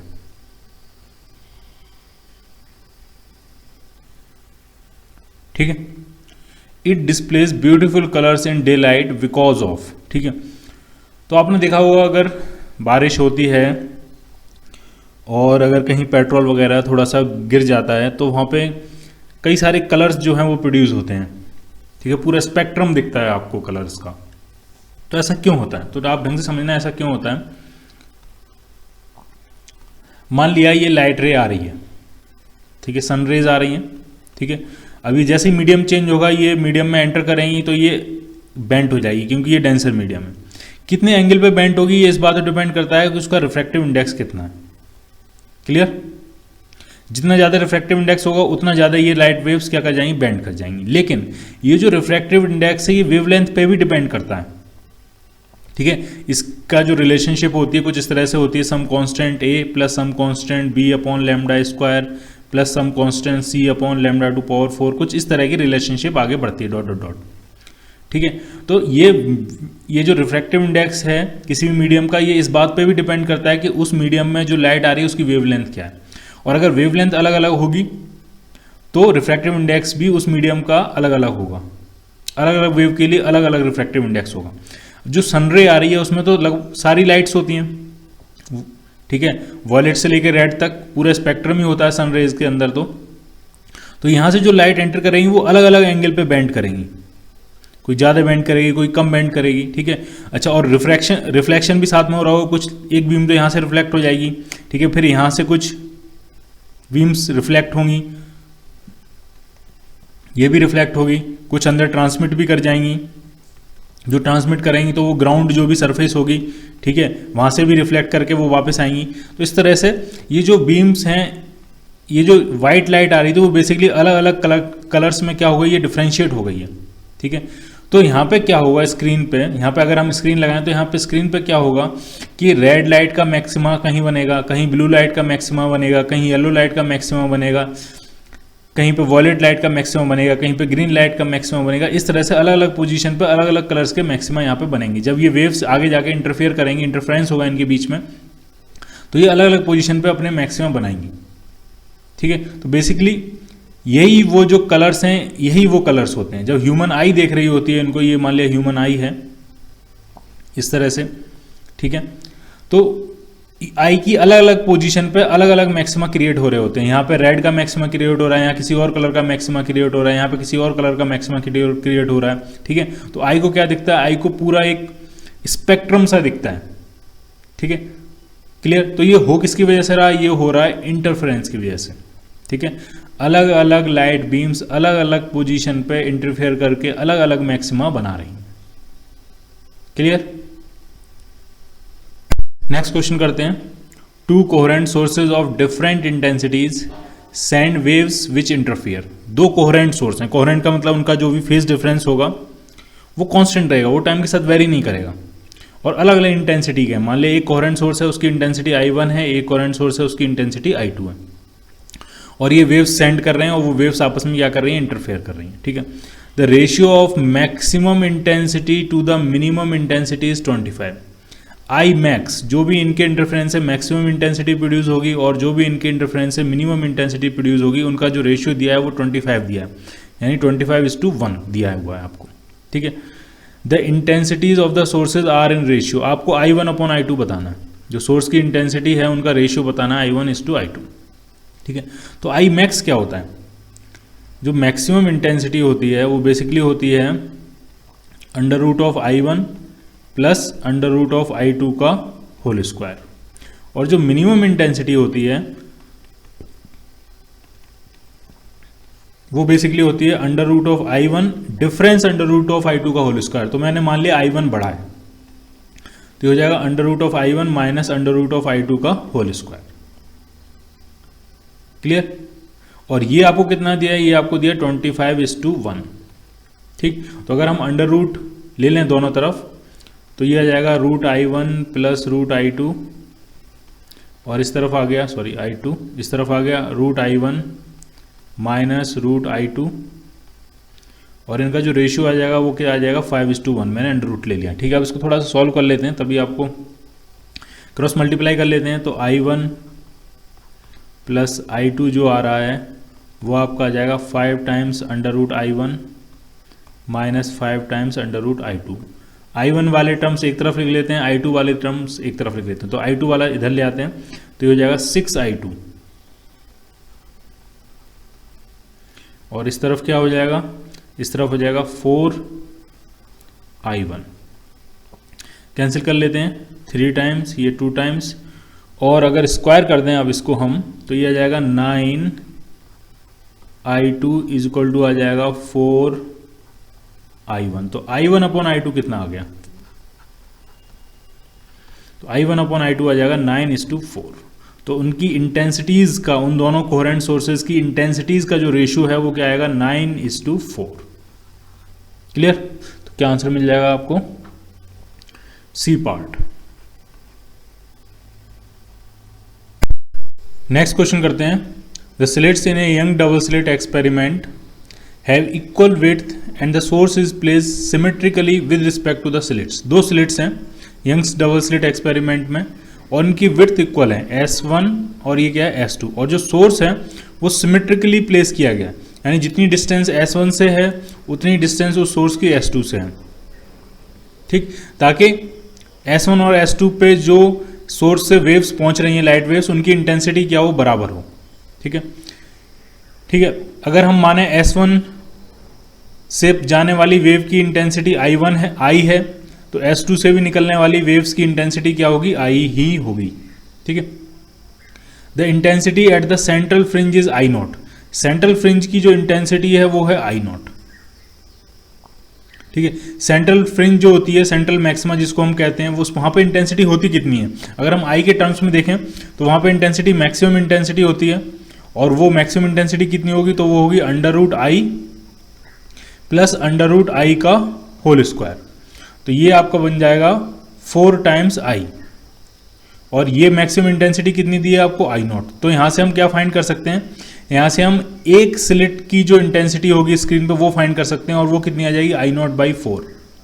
ठीक, इसका मतलब अगर एक स्लिट हम बंद करें, सिर्फ एक स्लिट खोल के रखें, तो पूरी स्क्रीन पे जो इंटेंसिटी होगी वो कितनी होगी, I0/4, क्योंकि वो एक स्लिट की इंटेंसिटी है। जब हम दूसरी स्लिट भी ओपन कर देंगे तो इसकी वजह से भी पूरी स्क्रीन पे कितनी होगी, I0/4। लेकिन ये यूनिफॉर्म तो होती नहीं है, दोनों वेव्स क्या करेंगी, इंटरफेयर करेंगी, कहीं पे मैक्सिमम बनाएंगी, कहीं पे मिनिमम बनाएंगी। जहाँ पे मैक्सिमम बनाएंगी वहाँ पे इंटेंसिटी कितनी हो जाएगी आपकी, I0। जहाँ पे मिनिमम होगा वहाँ पे इंटेंसिटी क्या होगी, 0। ठीक है, रीडिस्ट्रीब्यूशन ऑफ एनर्जी हो जाएगा स्क्रीन पे। यूनिफॉर्म डिस्ट्रीब्यूशन की जगह क्या होगा, रीडिस्ट्रीब्यूशन ऑफ एनर्जी। कहीं पे एनर्जी ज़्यादा हो गई, कहीं पे एनर्जी कम, कहीं पे ज़्यादा, कहीं पे एनर्जी कम, कहीं मैक्सिमा, कहीं मिनिमा, कहीं मैक्सिमा, कहीं मिनिमा, इस तरह से रीडिस्ट्रीब्यूशन होगा। ठीक है, वही पूछ रहे हैं आपसे, if one of the slit is close the intensity at this point will be. अगर हम एक स्लिट क्लोज कर दें, मान लिया हमने S2 वाली स्लिट को क्लोज कर दिया, तो अब पूरी स्क्रीन पे जो इंटेंसिटी होगी वो S1 की वजह से होगी, और वो कितनी होगी I, और I की वैल्यू कितनी आ रही है I0/4, यानी पूरी स्क्रीन पे, जरूरी नहीं सेंट्रल मैक्सिमा का पॉइंट हो, कहीं पे भी आप देखो तो इंटेंसिटी कितनी मिलेगी आपको I0/4। तो क्या आंसर होगा इसका? B part. नेक्स्ट क्वेश्चन करते हैं। A thin transparent sheet is placed in front of A Young double slit. Double slit के सामने एक थिन ट्रांसपेरेंट शीट रख दी है, दोनों स्लिट के सामने रखी है, किसी एक स्लिट के सामने रखी है ऐसा क्लियर नहीं है, तो हम दोनों के सामने मान के चलते हैं। तो मान लिया कुछ इस तरह से यंग्स डबल स्लिट का सेटअप है ये, और ये सामने स्क्रीन होगी आपकी। रफ स्केच बना रहे हैं इसका हम। ये सेंट्रल मैक्सिमा की पोजीशन होती है, ये स्लिट है S1 और ये स्लिट है आपकी S2। ठीक, अगर एक के सामने हम ट्रांसपेरेंट शीट रखें तो क्या होता है, और दोनों के सामने रखेंगे तो क्या होता है। मान लिया हमने S2 के सामने एक थिन ट्रांसपेरेंट शीट रखी है, तो इसकी वजह से क्या होता है, एक एक्स्ट्रा पाथ डिफरेंस इंट्रोड्यूस हो जाता है। वो पाथ डिफरेंस कितना होता है, तो वो होता है mu minus 1 into T. T इसकी थिकनेस होती है, और म्यू क्या होता है, म्यू होता है इसका रिफ्रैक्टिव इंडेक्स। क्लियर? कैसे पता करते हैं ये कितना हुआ, ये वैल्यू आती कहाँ से, म्यू माइनस 1 इंटू टी। तो अगर यहाँ पे ये स्लिट नहीं होती तो कितनी अगर जो यहाँ से वेव जा रही है वो कितनी ऑप्टिकल पाथ लेंथ ट्रेवल कर रही है इतनी सी रीजन में, तो वो होती है टी के बराबर। और जैसे ही आपने ये शीट रख दी है, अब वो कितनी ऑप्टिकल पाथ लेंथ ट्रेवल करेगी, ऑप्टिकल पाथ लेंथ कितनी हो जाएगी इसकी, तो वो हो जाएगी म्यू इंटू टी। तो शीट रखने से पहले ऑप्टिकल पाथ लेंथ टी थी, अब optical path length mu into T हो गई है। तो डिफरेंस कितना हुआ, कितनी एक्स्ट्रा पाथ लेंथ ट्रेवल कर ली, कितना एक्स्ट्रा पाथ डिफरेंस क्रिएट हो गया, तो वो हो गया म्यू टी माइनस टी। तो म्यू माइनस 1 इंटू टी।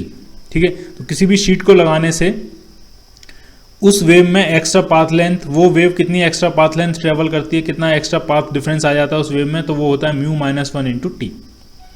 ठीक है, अगर आपने एक स्लिट के आगे लगाई है तो इससे इफेक्ट क्या होता है, इससे इफेक्ट ये होता है कि जो सेंट्रल मैक्सिमा की पोजीशन यहाँ पे होती है वो कहीं नीचे शिफ्ट हो जाती है। एक्चुअली पूरा स्पेक्ट्रम नीचे की तरफ शिफ्ट हो जाता है, पूरा स्पेक्ट्रम नीचे की तरफ शिफ्ट हो जाता है। अगर आपने शीट ऊपर लगाई होती तो पूरा स्पेक्ट्रम ऊपर की तरफ शिफ्ट हो जाता। ठीक है, अगर आपने शीट दोनों के ही सामने लगा दी है और इक्वल थिकनेस है उस शीट की, इसके सामने भी थिकनेस टी है और इसके सामने भी थिकनेस टी है, और इक्वल रिफ्रैक्टिव इंडेक्स है, ठीक है, तो ना ऊपर शिफ्ट होगी ना नीचे शिफ्ट होगी, वो सेंट्रल मैक्सिमम वापस अपनी उसी पोजीशन पे पहुंच जाएगा, कोई शिफ्टिंग नहीं होगी। ठीक है, तो शीट्स इंट्रोड्यूस करने से सिर्फ पैटर्न जो है ऊपर या नीचे शिफ्ट करता है, उसकी फ्रिंज विड्थ में कोई चेंज नहीं आता। जो फ्रिंज विड्थ पहले होगी वही फ्रिंज विड्थ बाद में होती है। ठीक है, सिर्फ किस चीज में चेंज आता है, स्पेक्ट्रम की पोजीशनिंग में। ठीक है, या तो अगर आपने शीट ऊपर लगाई है तो पूरा स्पेक्ट्रम ऊपर की तरफ शिफ्ट कर जाएगा, अगर आपने शीट नीचे लगाई है तो पूरा स्पेक्ट्रम नीचे की तरफ शिफ्ट कर जाएगा। ठीक है, अगर आपने दोनों के सामने लगा दी है, मान लिया इसके सामने भी एक शीट लगाई है और एक अलग शीट इसके सामने भी लगाई है, तो हम इसका पार्ट डिफरेंस देखेंगे, इसने कितना एक्स्ट्रा पार्ट डिफरेंस क्रिएट कर दिया होगा, म्यू माइनस 1 इंटू टी। ठीक है, मान लेते हैं ये शीट 1 है तो इसका रिफ्रैक्टिव इंडेक्स म्यू 1 और थिकनेस T1 है, तो ये म्यू 1 और ये T1 हो जाएगा। ये दूसरी शीट है, इसकी थिकनेस T2 है, इसका रिफ्रैक्टिव इंडेक्स म्यू 2 है, तो इसकी वजह से कितना एक्स्ट्रा पाथ लेंथ क्रिएट हो जाएगी, ऑप्टिकल पाथ लेंथ, तो वो होगी म्यू 2 माइनस 1 इंटू T2। अब आपको ये देखना पड़ेगा कि ये क्वांटिटी ज़्यादा है कि ये क्वांटिटी ज़्यादा है। अगर ये वाली क्वांटिटी, अगर इसको बोले हम डेल्टा x1 और इसको बोलते हैं हम डेल्टा x2, अगर डेल्टा x1 ज़्यादा है तो इसका मतलब पूरा स्पेक्ट्रम ऊपर की तरफ शिफ्ट हो जाएगा। कितना शिफ्ट होगा वो भी हम फाइंड कर सकते हैं। और अगर डेल्टा x2 ज़्यादा हो जाएगी x1 से तो पूरा स्पेक्ट्रम नीचे की तरफ शिफ्ट हो जाएगा। और अगर डेल्टा x1 डेल्टा x2 दोनों बराबर हो गए तो ना ऊपर शिफ्ट होगा ना नीचे शिफ्ट होगा, एग्जैक्ट बिना स्लिट्स के जैसा था वैसा ही अब स्लिट्स लगा के भी होगा, बिना शीट के जैसा था वैसा ही अब शीट लगा के भी होगा, यानी जहां पे सेंट्रल मैक्सिमम पहले था अब भी वहीं सेंट्रल मैक्सिमम बनेगा। लेकिन फ्रिंज विड्थ में कोई डिफरेंस होगा तो फ्रिंज विड्थ में कोई डिफरेंस नहीं होगा। क्लियर, वो अब भी कितनी रहेगी, lambda D upon D fringe width. तो क्या आंसर होगा इसका, सी पार्ट। नेक्स्ट क्वेश्चन करते हैं, बहुत ही सिंपल है ये। If Young's double slit experiment is performed in water, पूरा सेटर पानी में डुबो दिया गया और उसके अंदर वो हम परफॉर्म कर रहे हैं, तो फ्रिंज विड्थ पे क्या इफेक्ट पड़ेगा या नहीं पड़ेगा। ठीक है, तो फ्रिंज विड्थ जो होती है W अगर उसको लिखें तो वो होती है लैम्डा डी अपॉन डी। ठीक, ये फ्रिंज विड्थ होगी। अब जैसे आप वाटर में डिप करोगे इसको तो अब जो है वेवलेंथ चेंज हो जाएगी। वेवलेंथ अब कौन सी यूज़ करेंगे, जो वाटर में वेवलेंथ होगी। वेवलेंथ मीडियम बदलने से चेंज हो जाती है, ठीक है। अगर वाटर में वेवलेंथ W है तो वो बेसिकली होगी एयर में जो भी वेवलेंथ होगी divided by refractive index of that medium यानी म्यू, ठीक है।